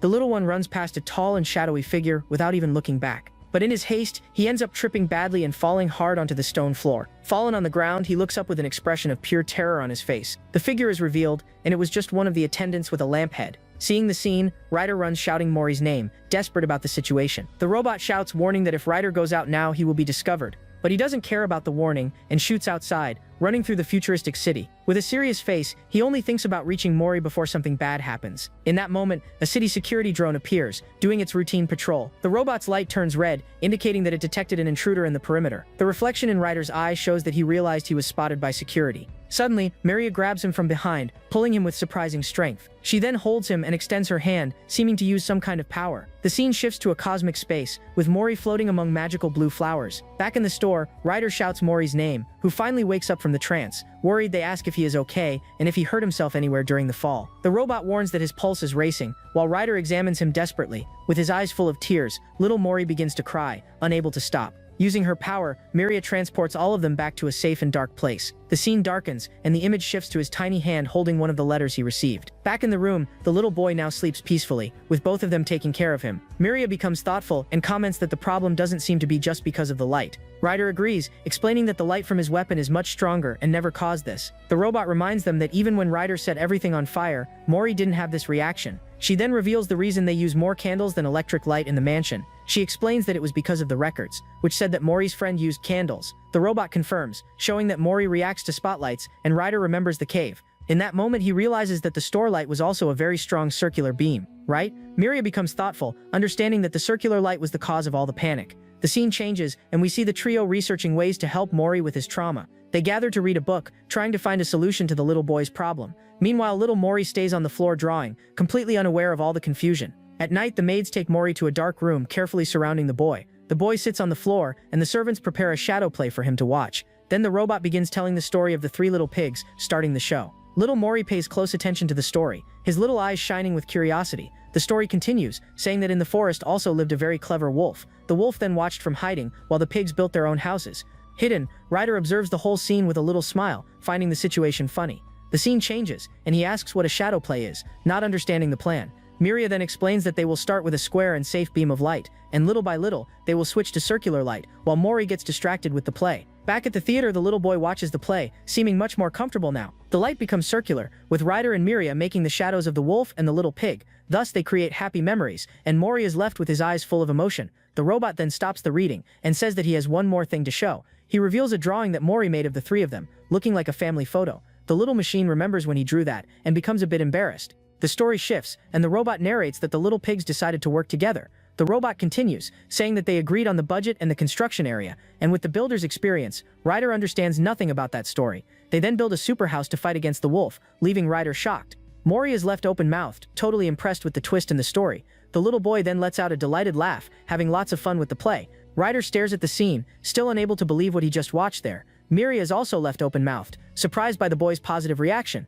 The two then look at each other and Ryder gives a small smile, happy the plan worked. But suddenly, a distant voice yells for them to stop fighting right now. The scene shifts, and a shoe is thrown as someone walks down a shadowy hallway. The mysterious figure approaches some statues and orders them to call Miria. The scene cuts to the next day, with little Mori slowly waking up in bed. The story explains that the child opened his eyes because the strong sunlight woke him. The little robot appears flying and gives a very cheerful good morning to Mori, who is sleepy. The boy rubs himself against the robot, and he comments that the child woke earlier than usual. He stretches all over the bed, looking very happy and full of energy to start the day. The little boy then rolls across the bed, stands up and starts peeking over the mattress.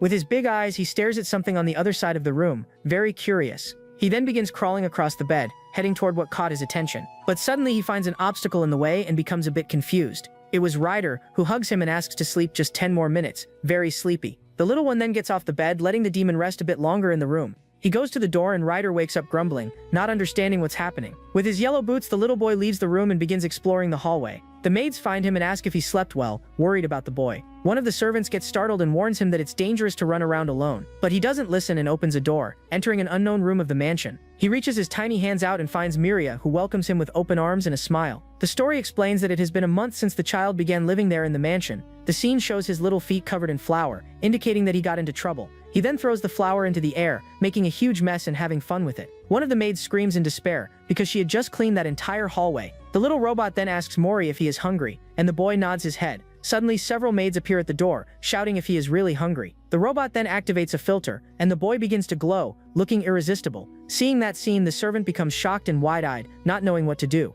Without wasting time, the head maid begins chopping vegetables at an absurd speed. She then prepares an incredible meal, with a presentation worthy of a king. Then several spoons fly toward Mori, who opens his mouth to eat everything. Satisfied and full, the little boy floats around the room, all happy and relaxed. The mysterious figure approaches, and Mori faces her with his face dirty with flour. She then takes him to the sink and holds him to wash his face carefully. But she pours too much water, and the robot complains that she's washing him like laundry. After the bath, the little boy peeks through a door and sees Miria working at the desk.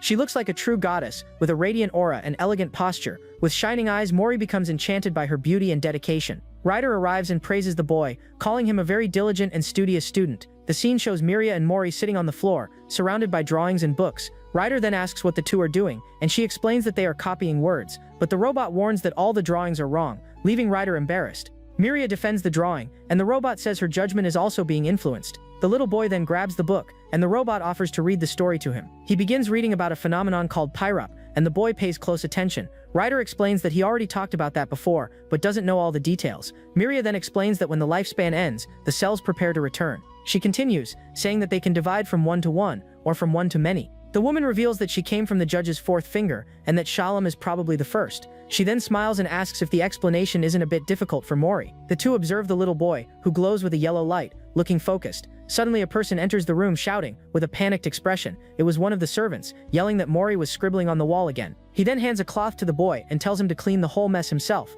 With her eyes full of tears, the maid mocks him, thinking he wouldn't cry. Miria scolds him, and Geely warns that he will tell everything if he doesn't stop disobeying. Suddenly a notice says that the mail has arrived, and Ryder yells that he will get it. He shoots down the hallway, leaving Miria surprised by his speed and excitement. The woman stands still in the hallway, not understanding his reaction. Ryder then returns with a golden envelope, all sweaty and happy for having helped. She thanks him, and he replies all embarrassed, feeling like the hero of the day. He then comments that, luckily there wasn't any wanted poster with it. Miria calls him, and he replies all awkward, stuttering a hi. She then asks if they can talk a little, with a serious and somber voice. He becomes tense, with a drop of sweat running down, not knowing what to expect from the conversation. Ryder starts freaking out, wondering what is happening, and if he saw something wrong. He follows her down the hallway, thinking if she noticed something suspicious about him. The demon then decides that it's better if he talks first, before the situation gets worse, but she interrupts him, and tells him to look at what she has in her hand to show. Miria reveals that it is a stone that opens the judge's chamber door. Ryder is completely shocked and speechless, with his eyes wide in surprise. She then explains that she finally managed to get in contact with the judge.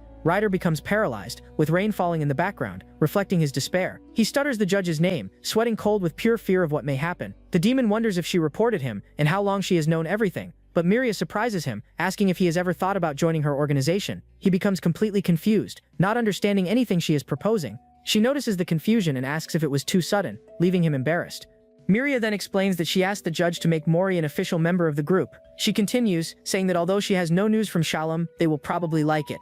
Ryder yells for her to wait, and the woman explains that this way she can protect him too. He then asks how long she knew, and Miria reveals it was from the beginning. He asks why she let a fugitive enter, and she says that Mori depended on him. She continues, saying she could overpower him if something happened, and he agrees awkwardly. Miria then recalls the story of how he met Mori, and he becomes thoughtful. Ryder understands that getting rid of the person would be easy, but wouldn't solve his problem. She then holds his hand, in a gesture of trust and partnership between them. The woman says that life may be less exciting, but she still wants him to stay. With a sincere look, she asks him to stay with them, to take care of little Mori. Miria then suggests that he seriously think about it, leaving the decision to him. The demon looks at her from the side, and agrees to think about the proposal, a bit shy. When leaving the room, he finds Mori sleeping on the floor and asks why he is there. He then picks the boy up, and the robot asks why he is staring at him. The two little robots float around, asking why he has that expression. The robot asks if something good happened, and Raider yells that no, completely embarrassed. He then straightens Mori's clothes, preparing him for an important event. The demon says he looks tidy, and the boy says he tried hard to make a good impression.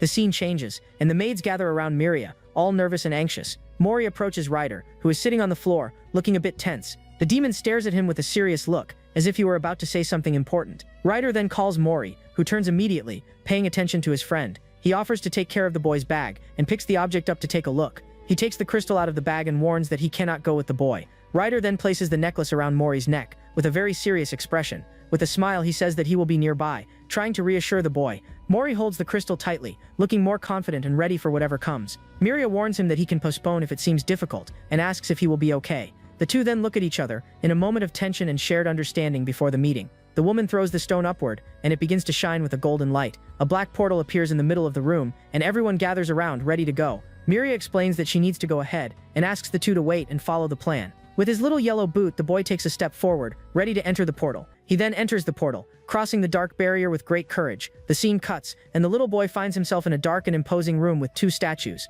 Meanwhile, Ryder and the others watch everything through a holographic screen. Miria walks through the hall, which has giant columns and other hooded figures. She then touches a symbol on the floor, and the stones begin to levitate around her. The maids grow worried, but Ryder reassures them, saying that everything is fine. Suddenly, a giant cosmic entity appears in front of her, calling her name. Ryder is left open-mouthed, realizing that the colossal creature is the judge himself. Miria walks toward the entity with a calm and respectful posture. Miria waves, and the creature seems to respond to the call. Giles advises him to look only at Miria and move forward, without averting his gaze. The little boy then stops in the middle of a circle of light, ready for his presentation. He holds the crystal tightly, watching the figure walk away and leave him alone. Through the screen, Ryder and the servants celebrate, saying that the shadow play worked. With firm steps, little Mori begins to walk toward his objective. Miria waits for him in the middle of the cosmic space, with a serious and imposing posture. The boy keeps walking, with a determined expression and full of courage on his face. He then approaches one of the hooded figures, who seems to be a guard. The creature looks down at him, with a ring of light shining on its mysterious face. The circular light reflects in his eye, and he remembers the trauma he experienced in the shop. Triggered by the trauma, the little boy stumbles and falls hard onto the dark floor. Through the screen, Ryder and the servants watch the scene with wide, panicked eyes. Miria screams his name, desperate, while Giles only observes the situation. The guard approaches the boy, who remains fallen and frightened on the hall's floor. He then extends his hand and asks if the boy is okay, trying to help him stand, but Mori pulls away, with a sweaty face and an expression of pure fear and distrust. The hooded creature tries to approach again, with its face shining in the darkness. Miria notices something wrong and yells for him to wait, trying to stop the contact. The ring on the guard's face begins to shine with rainbow colors, looking distorted. Miria warns him not to touch the boy, but it is already too late to intervene. In an act of desperation, Mori bites the guard's hand with all his strength. The creature screams, asking what he is doing, and orders him to stop that now. The guard screams in pain, while Mori keeps biting with a wild rage. Seeing the scene, Miria stretches out her hand, preparing to use her powers and intervene. She then creates a small black hole, ready to resolve the situation at once. One of the statues warns that using that power inside is not allowed. Suddenly, an invisible force pulls Miria away. Without giving her time to react, the scene cuts, showing the boy being struck by a beam of golden energy. Ryder and Miria stare wide-eyed, shocked by the power of the entity. Little Mori then faints, with his crystal necklace shining intensely. He is sucked into a portal, disappearing into the darkness of the hall. Miria watches the scene powerless, while the boy is taken far from her. With a sweaty face, she laments what happened, feeling guilty for the situation. The judge then announces that the situation needs to be explained, with an imposing voice. Back at the mansion, Ryder shouts in outrage, calling all that a great absurdity. Miria faces him with a serious expression and repeats the word absurdity. She explains that they think Mori is unstable, and that the fault may be hers. Because of that, they decided to keep him in the judge's territory, and Ryder becomes enraged. Miria remains silent, with a sad look, seeming to agree with the decision. She remembers the scene of Mori biting the guard, confirming the boy's instability. The memory of the guard appears, and Miria wonders why the search team is there. Back in the present, she faces the judge, not understanding the reason for that meeting. The scene cuts, and one of the creatures questions how a human managed to get there. They do not believe that a child of that age could have traveled alone. Meanwhile, the servants ask what Ryder is seeing, and he explains about the judge. Miria faces the entity and asks them to be honest about what is going on. The creature then accuses her of having sent a servant to take the boy from the shelter. Miria is shocked and denies it, shouting that Mori left the shelter on his own. The judge questions how such a small child managed to cross the border. She then reveals that she made special clothes for him, and that is why he managed to pass. The entity asks if she did it on purpose, and Miria yells no, not at all. She defends herself, saying she only wanted him to grow up healthy and protected. Miria explains that she sent a servant to look for him, since she had received no news for months. She continues, saying that a traveler brought him to the city, without giving more details. The creature then asks where this traveler is now. Miria begins to explain, with a serious and slightly nervous expression. Ryder follows everything through the screen, with a worried look at how things are unfolding. She reveals that the traveler is no longer in the city, making the situation more complicated. The judge asks if there is no way to prove it, and Miria confirms that there is not, with no way out. The entity then reminds them that the traveler lost sight of the child in the city center, and that the boy was almost kidnapped by a citizen, which left him very frightened. The creature continues, saying that he used force and could have gotten hurt. Miria admits she was careless, feeling guilty for everything that happened. The judge then decides that the human does not qualify, and must be sent back. Miria tries to argue, asking them to take the child's emotional state into account. She screams, saying that the human area is different, and that he would not survive. The creature then asks about the human, and what he can do to fend for himself. The judge questions whether Miria also thinks he cannot communicate properly.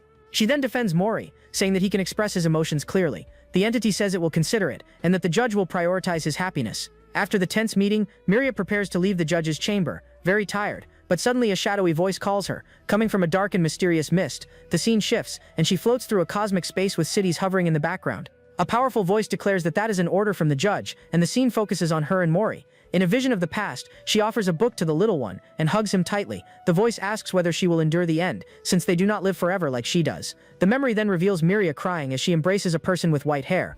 In the mansion, one of the assistants asks how things are going, with a worried expression. They are concerned because Miria is feeling down, and has barely eaten for over a week. Ryder suggests speaking at the next trial, but Jill warns him that it will only make things worse. The assistant then questions if he doesn't understand why Miria lied in front of the judge. He reminds him that in the desert everyone knows Ryder is a dangerous outlaw. With Miria under suspicion, no one would believe an outlaw with an illegal creation. Jill warns that if they act without a plan, the situation will become even worse for them. He finishes by saying that they would simply confiscate Aya, which fills Ryder with rage. Outraged, Ryder stands up and shouts, questioning who he thinks he is to talk like that. He yells furiously that he was the one who created Aya, and that she belongs to him and no one else. The little robot asks Ryder to calm down, explaining that it's just a possibility. Even so, Ryder explodes in anger and curses, while Aya floats in silence. He then calms down and becomes thoughtful, remembering little Mori with the crystal. Then he walks through the corridor and a notification alerts that a delivery has arrived. Upon entering another room, he picks up a tablet and is shocked by what he sees. The screen shows a glowing symbol, and he realizes that the message is for Miria.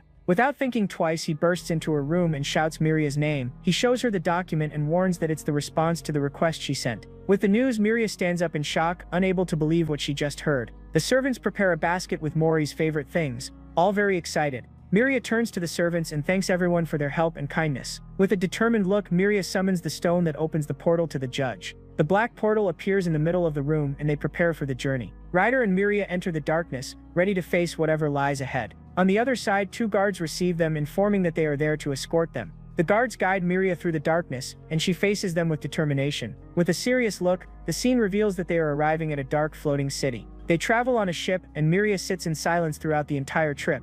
To calm herself, she looks at a drawing Mori made of them, looking like a family. She remembers Mori drawing and says to herself that she needs to stay strong. Upon arriving, an employee receives her, and Miria walks with a very serious expression. She then crosses a white and sterile corridor, going to the boy's cell. Inside, she finds Mori lying on the floor, with several wires connected to his body. Shocked, she asks what's going on, and the employee says they feed him by force. Miria is horrified and asks since when, and the man checks the information. He explains that it's been since he arrived and that his magic cloak was confiscated. The employee continues, saying that he's violent and has already bitten the entire team. He then asks her to sign a paper and warns that she'll only be able to talk from afar. A bit lost, she hands over the basket, explaining that it has Mori's favorite foods. With a sad face, she gives more instructions about the juice and a toy and cries in silence. Miria watches the screen, which shows Mori's weak and pale little hand. She then turns to leave, asking for a moment and leaving the guard confused. There in the cell, little Mori slowly wakes up, still very sleepy on the cold floor. He starts crawling across the floor, calling for someone he calls Mia. The little boy drags himself across the room and sees his own reflection on the mirrored wall. Thinking it's another person, he approaches and tries to touch the reflection, calling again. But when he realizes he's alone, his eyes fill with tears of pure sadness. With a broken heart, he reaches out his hands and cries out in loneliness, completely helpless. Suddenly the cell alarms go off and the guard yells desperately for him to calm down. With the command, a sedative is injected into the boy, who immediately gets heavy-eyed. He then faints and collapses to the ground, being forced to sleep again. The scene shifts to the mansion where the servants wonder if they should take food to Miria. But Ryder stops them, warning that if they bother her now, the mansion might explode. Ignoring the warnings, he walks determinedly toward her room, leaving the others behind. He then enters the dark room and finds Miria, calling her name seriously. Facing the fireplace, he looks at her and says they need to talk right now. Miria apologizes and says she wants to be alone, leaving Ryder speechless. He then stares at the judge's symbol on the table, seeming to have an idea. With a determined look, he realizes that she's thinking of renouncing. He questions if she's thinking of giving up on little Mori now. Indignant, he shouts if she's joking, because she had just visited the boy. Ryder explodes, asking how she can give up and if Mori was just an object. Suddenly a dark aura bursts from Miria, throwing everything away with great force. She stands up and warns him not to irritate her, her eyes glowing with power. The woman explains that she's choosing what's best for Mori right now, but Ryder shouts, questioning if that's really the best option she found. He accuses her of running away from the fight, but she denies it, and he asks what that means. Ryder then reveals that Mori is refusing to eat, leaving Miria in shock. She tells him to repeat it, and he shouts that Mori hasn't eaten since the trial. He continues, saying that it's been 2 weeks since the boy has been in that condition. With that, Miria breaks down in tears, remembering seeing Mori with the feeding tubes.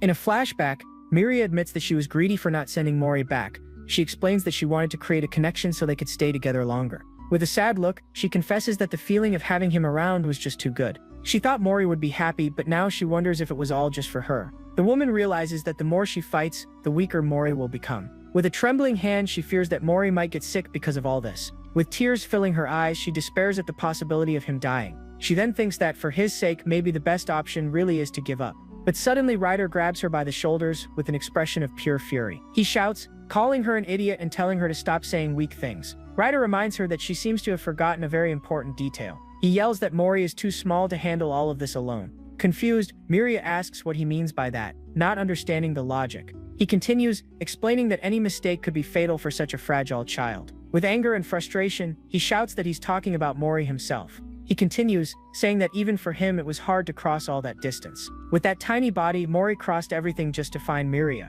With eyes shining with emotion, she remembers the boy wanting to stay with her. Ryder states that he's never seen Mori wanting to go back, not even for a second. He then asks if she's going to make all his effort go to waste now. The woman reveals that she received a call and sits down, looking defeated. They said they're going to find human parents for him, and she doesn't know what to do. But Ryder shouts that he doesn't care because they can be the parents he needs. He kneels and holds her arms, insisting that they can do this. With his attitude, Miria is shocked and speechless, just staring at him. Back at the mansion, Ryder says that to win the trial they need to be the best. One of the servants asks in what exactly they need to stand out to succeed. Jill then explains that according to the data, humans have gender and reproduce.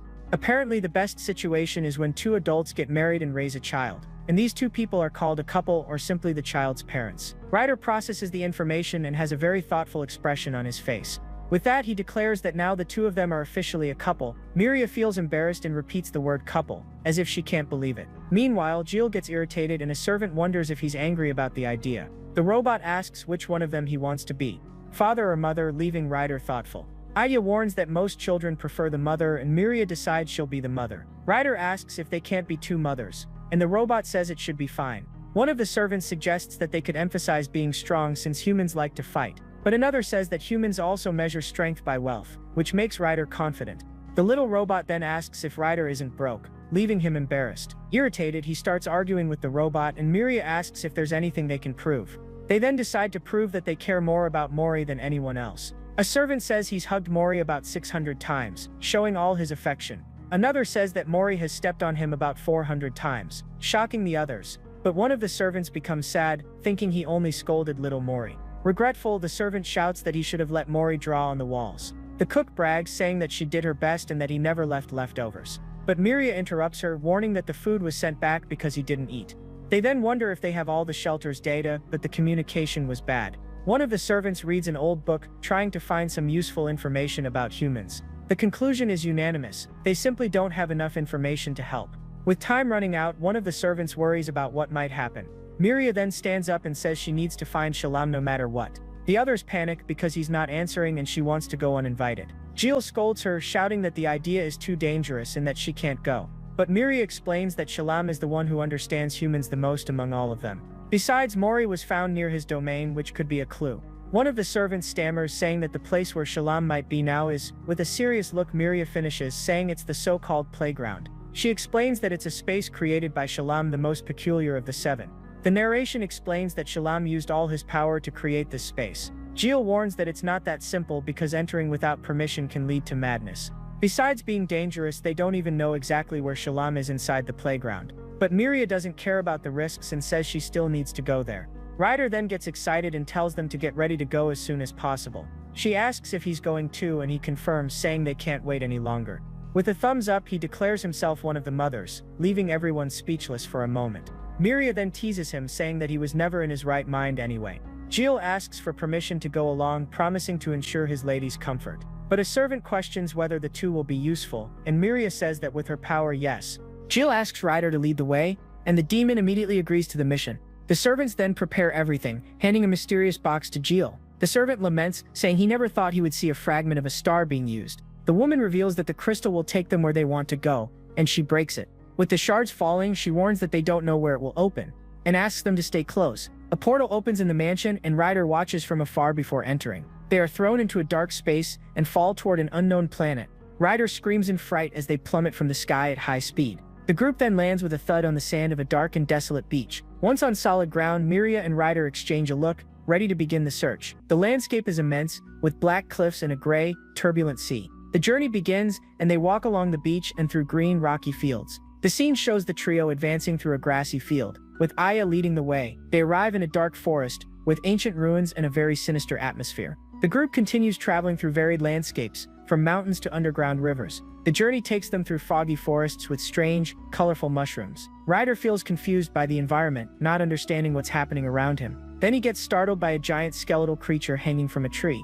Miria is startled too, and the two continue exploring the forest cautiously. The scenery changes, showing the two watching giant jellyfish floating in the sky. At night, the trio rests, and Jill exchanges a few words with Ryder and Miria. The scene shifts, and Jill sits alone in a cave looking very thoughtful. He watches a bright blue butterfly land on his hand, mesmerized by its beauty. Miria comments that Mori would also love to see such a beautiful sight. Ryder agrees with her, and the campfire crackles in the silence of the dark night. But the robot jokes, saying that Mori would surely try to eat the butterfly. With the memory, they laugh, thinking of the boy running away so he wouldn't be caught. They comment on how their baggage has increased, since the boy needs a lot of things. Jill then confesses that at first, he didn't understand Miria at all. After all, humans aren't anything special to them, right? But by watching her with Mori, he ended up spending more time thinking about him too. He remembers the boy and realizes that he doesn't need to understand, only accept. He recalls Mori crying and how he held him to stop him from eating dirt. The child was different, hard to communicate with, and a little unhygienic. But when he felt the boy's warmth, he finally understood the affection Miria felt. Jill remembers Mori's frightened look and says he never wants to see him like that again. He turns to the others with a determined expression and reaffirms his promise. The next day, they continue the journey and begin to climb a rocky mountain. Ryder climbs easily, showing that he's used to that kind of terrain. Miria then extends her hand so he can help her up. He takes her hand and the two find the skeleton of a giant creature. Ryder and Aya move forward, leading the way through the narrow mountain passage. They arrive at a cave entrance with a strange symbol looking like a passageway. The group enters the dark cave, walking cautiously through the unknown place. Upon reaching a chamber, they find an ancient table in the middle of nowhere. Suddenly they hear a noise and realize they're not alone there. The trio becomes alert, preparing for whatever might be hiding. Then two cute creatures appear from behind a rock, looking frightened. Ryder wonders if that's Shalom, but Miria denies it, saying it's not. He reaches out to the creature, which gets scared and uses a green energy power. The power hits Ryder directly, causing discomfort and leaving Miria shocked. Relieved, he realizes the power only pushed him without actually hurting him. Suddenly, a hooded figure appears in front of Jill and attacks him with speed. Jill tries to defend himself, but the enemy is too fast and traps his foot. That leaves Jill off guard, and the enemy leaps over him. He tries to turn back and then shouts Miria's name in desperation. But Miria uses her power and creates a portal, sucking the creature inside it. She then enters the portal and the two are transported to an unknown place. In the new dimension, Miria holds a sphere of energy, and the two face each other. She then smiles and calls the creature's name, who reveals himself as an old friend. The creature, called Nepal, says that she scared him because he thought it was a beast. Miria apologizes for arriving unannounced, and Nepal says that Shalom would love it. At the mention of the name, Miria becomes serious and asks if Shalom isn't there. Nepal becomes confused by the question and doesn't understand what she means by that. With a panicked look, he puts his hands together and apologizes 1,000 times, very desperate. Nepal apologizes, saying he never imagined something like that could happen. Miria calms him down, telling him not to worry, because it wasn't his fault. He explains that from Mori's point of view, kidnappers appeared in front of him. He continues, saying that the search team looks tough, but that they are strong. With a sad look, Miria realizes that Shalom has entered a process of division. Ryder shouts, shocked, and Miria looks at him with a serious and worried expression. Jill explains that this clarifies why Shalom's servants were in the judge's chamber. Nepal reveals that the judge is protecting Shalom as his domain is the safest one. The closest aides went in with him and the others are standing guard. He says he stayed behind to take care of the playground while the boss is away. Nepal admits that Shalom is a bit careless and that he entered division all of a sudden. The scene shows Shalom warning that he's going to divide, leaving everyone in panic. Nepal reveals that they were in total chaos for half a year because of it. Ryder stays silent and realizes that in the end they can't find Shalom.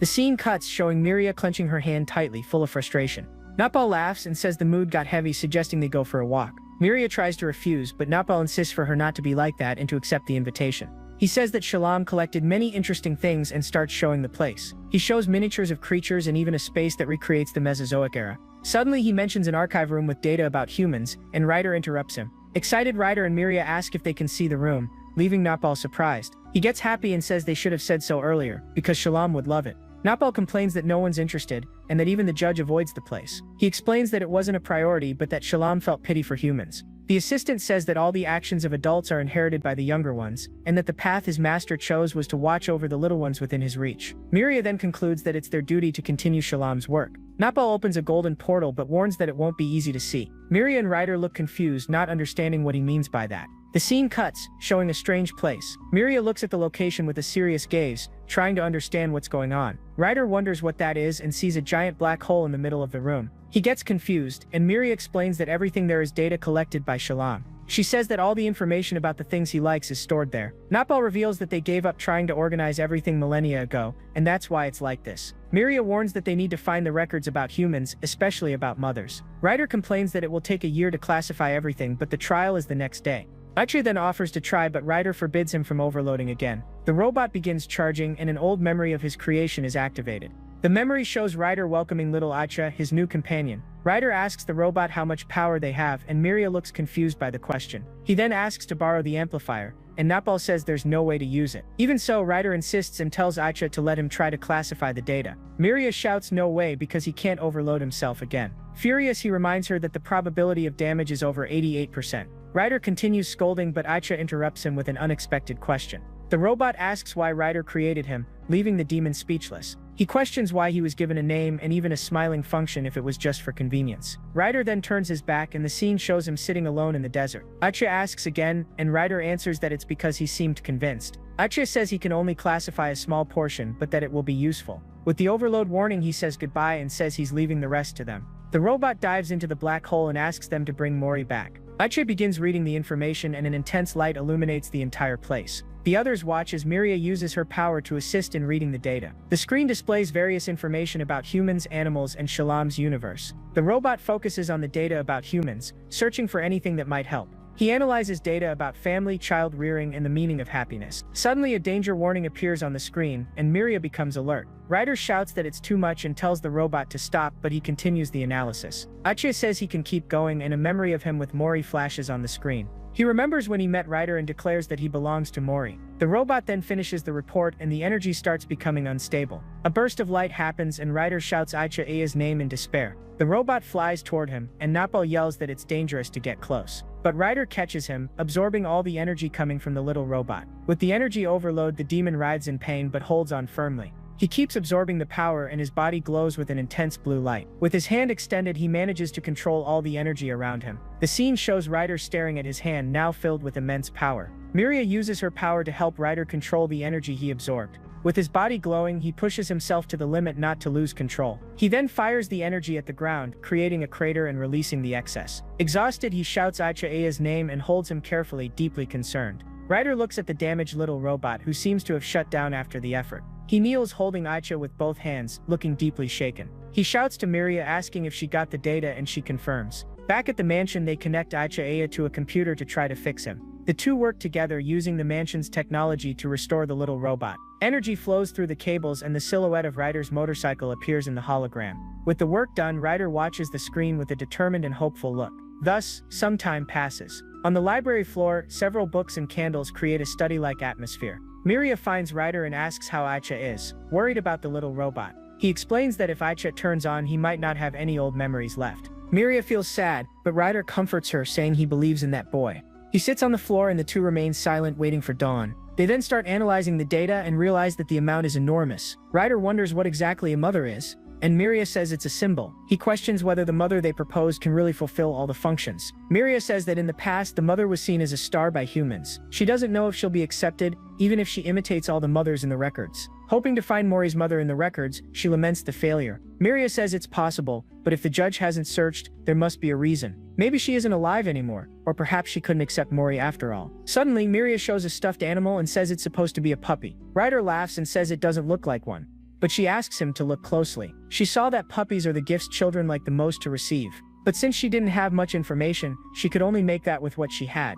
With a sad look, Miria says that everything around her is just a forgery. But Ryder comforts her, reminding her that even so, Mori really liked the gift. The memory of Mori hugging the stuffed toy leaves Miria speechless. She asks if he really liked it, and Ryder confirms with a smile on his face. By candlelight, Miria looks at him and with a sincere voice makes a confession. She admits that, to be honest, she felt jealous of him, leaving Ryder shocked. She explains that they overcame dangers together, and that she wanted that kind of bond. With a flashback, she admits she tried to send him away under the excuse of Mori. But she knew the boy wouldn't want Ryder to leave like that. She thought of bribing him, but his happy reaction made her change her mind immediately. With a smile, she remembers his joy upon receiving the reward. She then admits that she was pathetic, but Ryder interrupts her before she continues. With an emotional expression, he says that he was the one who did everything wrong, not her. Ryder turns and says that this is a good start, unlike someone else. He then laughs loudly and says he understands what she felt at that moment. With a sincere look, he confesses that the two of them are a bit alike after all. He admits that he was also petty enough to feel jealous of her. Ryder reveals that when he saw Mori's pattern, he thought of taking him to her. The scene shows the woman using her powers and Ryder watching everything through a crack. That night, A wakes up and calls for Ryder, his screen glowing in the dark. With the data in hand, he reveals that the chance of winning the trial is 36.1%. Aria reminds Ryder how to get the motorcycle with an urgent tone in his voice. The robot says they need to go now, and Ryder gets ready to leave. With the mission in mind, he runs through the moonlit corridor in a hurry. The scene changes, and they travel in a ship toward the judge's floating city. They arrive at Mori's cell, which is empty but lit by a yellow light. The disinfection is completed, and Mori appears lying down, holding a glowing object. The yellow light illuminates the boy's face as he wakes up, startled and sweating. The object rolls on the floor and little Mori follows it with his eyes. He keeps following the light until he reaches the bars of his cell. On the other side, Ryder appears and shouts Mori's name with a smile on his face. The boy opens a huge smile and screams with joy when he sees his friend.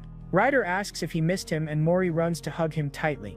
The demon caresses his face and Mori hugs him, crying in relief. With a gentle look, Ryder asks the boy not to cry, wiping away his tears. He then promises that he will save him and says that from now on he will be his mother. Excited, he says he'll be his father too if necessary. He continues, promising to be his grandfather, grandmother, brother, and even uncle. With a determined smile, he says he'll be everything Mori needs him to be. Ryder then recalls the adventures and says they'll set off again soon. He explains that as soon as A wakes up, they can start the journey. The scene shows the motorcycle with the whales and he says they can run far away. With an emotional look, he says it will be like before, just the three of them together. He then stares at the horizon with a serious and slightly sad expression, but he changes his mind and says that no, he's not going to do that to the boy. With a smile, he says that he can't make Mori live the way he lives. He explains that others are trying to take him away, and that the chances are small. But he reveals that the one who imprisoned him is curious about what Mori thinks. Ryder then remembers Awake-san saying that they need to go to the boy. He concludes that if he's right, the answer lies with Mori himself. With the boy watching him, he asks if there's a way for him to express his feelings. Mori sees the glowing object and becomes hypnotized with a look of surprise. With his mouth open, he shouts something that Ryder can't understand. Ryder becomes confused and Mori reaches his hands toward him, looking excited. The boy murmurs something else and Ryder still can't understand anything. Suddenly, the demon realizes something and a memory comes to his mind. He remembers the crayons that Mori received and understands what's happening. With the idea, Mori starts drawing on the ground using the crayons. He draws his friends and the creatures he met on his journey. He also remembers his friend from the orphanage and how she helped him at the beginning. He draws the servants from the mansion who always cared for him with great affection. The boy also draws Aya, the little robot who always accompanied him. With tears in his eyes, he draws Miria and reaches his hands toward her. He then draws Ryder, remembering all the moments they shared together. With wide eyes, he holds a drawing of Miria and calls out to her. Miria teaches him how to draw a carrot, showing him step by step. He then learns to write the word with the help of his new friend. Aya praises him, saying that he did very well and encourages him to keep going. Miria asks if they should try once more, and Mori picks up a letter. He stares at the letter and the scene shifts to him approaching the bars. Miria shows a drawing of a mother hugging a baby and a tear rolls down her cheek. Miria holds the word mother, and the scene shows a crayon on the floor. The boy throws all his drawings on the ground in an explosion of creativity. The camera focuses on the security drones approaching the floating city. One of them descends on a rope approaching the control room window. One of the guards notices the movement and asks what's happening outside. He thinks they're cleaning the exterior, but the other says he didn't receive any report. The guard insists it's a rope, but his colleague calls him crazy for thinking that. Suddenly, an alarm goes off and a guard screams desperately, asking what he's doing. The camera focuses on Ryder, who's outside as the intruder alarm blares. Back at the mansion, a servant asks about Ryder and Miria stays silent. She sits beside Jill with a serious and determined expression on her face. With confidence, she says that she believes in Ryder and that they'll return soon. The scene changes and Miria prepares to go to the judge's chamber, ready to fight. She introduces herself as Miria of Patchy with an imposing and courageous posture. The cosmic entity appears and the trial finally begins, with everyone in silence. One of the judges announces that the restricted area is already being considered positively. They then ask if she still refuses to give up custody of the boy.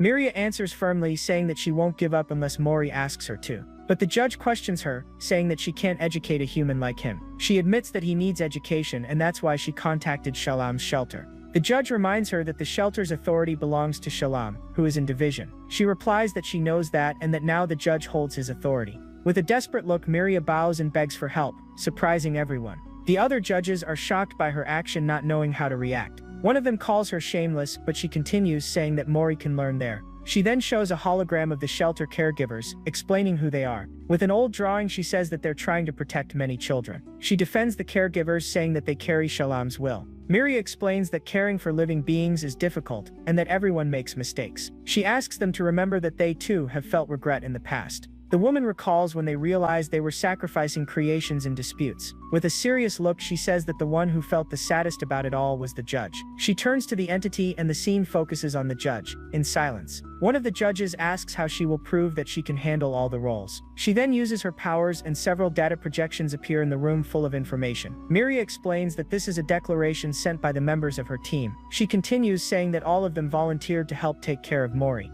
The screen shows the data and human society appears to have fallen into collapse. They volunteer for several roles such as mother, father, and even grandmother for the boy. The servants volunteer to give hugs and Jill offers to be both father and mother. Miria proposes that everyone share the task and the servants celebrate the idea. With a serious look, she turns to the judge and the scene focuses on her entire team. But one of the judges asks if she's suggesting playing house with the child. He reminds her that no matter how good the intentions are, the relationship is unequal. The judge warns that she could be dangerous to the boy and that she knows it. He continues, saying that she knows better than anyone the dangers of power. She then responds that the inequality between adults and children is the same. Miria says that the power she received always protected her, but that she gives it up. With determination, she declares that she's willing to renounce the authority she has. The judge becomes furious and calls her a fool for rejecting the ability she received. A guard then questions her, asking if she really thinks she's suitable. He continues and asks if she believes she can become a complete mother. She admits that she doesn't know and that even with the data she hasn't found the answer. Miria says she may never reach perfection even with Mori by her side. But she concludes by saying that she understands the definition of mother that everyone imagines. She says that the definition of mother for Mori is something only he can determine. With a hopeful look, she wishes that they can accompany him on this journey. With her hands together, she pleads to the judge, asking for a chance to prove her worth. But one judge interrupts her, saying that she's appealing to emotion and has no evidence. Miria is left speechless, and suddenly, a voice asks who dares to open the door. The door bursts open and Miria recognizes the sound with surprise. With a loud crash, Ryder's motorcycle bursts into the chamber, breaking everything in its path. The judges are shocked by the invasion, and Miria shouts Ryder's name. He then lands in the middle of the room and the dust settles, revealing his silhouette. Miria shouts his name again, and an intense light envelops him completely. He is pulled into a cosmic portal and floats in space, pain on his face. He is then thrown far away, and the camera focuses on his silhouette in space. He continues floating and an intense light surrounds him, resembling a black hole. The light consumes him completely, and the scene ends with a bright, mysterious glow. The final image shows a close-up of the black hole with rays of energy bursting out. Ryder floats in the portal, and the judge identifies him as one of the wanted ones. The guards say he must be out of his mind for invading the chamber. With a smile, he says that one cannot raise a child with a sane mind. He then turns to the judge, and the entity stares at him with an imposing presence. Ryder says that the judge was curious and hands over a letter written by Mori. A guard takes the letter and confirms that it was written by the human boy. The judge reads the letter in silence, and the scene focuses on the cosmic entity. He then says he knows, and the camera returns to him, still absorbing the power. Ryder admits that he's truly terrible, but that Mori likes him. With his hand on his chest, he promises that he will do anything for the boy. He faces the judge, and the entity observes him in silence, seeming to ponder. The judge then turns to Miria, and the camera focuses on the guards of the chamber. The entity then announces that it will deliver the judgment, and a bright light shines. The light divides, and the scene focuses on the judges, ready to give the verdict. The scene cuts, and Mori runs desperately through the cell as if fleeing from something. He runs around the cell and hits his head, everything falling to the floor. He then falls into a cosmic space and floats alone in the vastness of the universe. The boy keeps floating, and an intense light calls him Young Star. He looks at the light, and the voice says that upon reaching the end, he will live as he wishes. The entity materializes Mori's red cloak. The camera focuses on his face, and he stares at the horizon with a hopeful look. Suddenly, the judge's voice says that Miria was right, and that he is adorable. The entity declares that there is no love more complete than that, and sends him home. The scene cuts, and Mori wakes up lying on the grass under a calm blue sky. He stands up and walks across the hill, confused about what just happened. The boy looks around, and his eyes widen at what he sees in the distance. He stares at the horizon, and his eyes shine brightly in surprise. A group of people appears, and he recognizes his friends, all waving at him.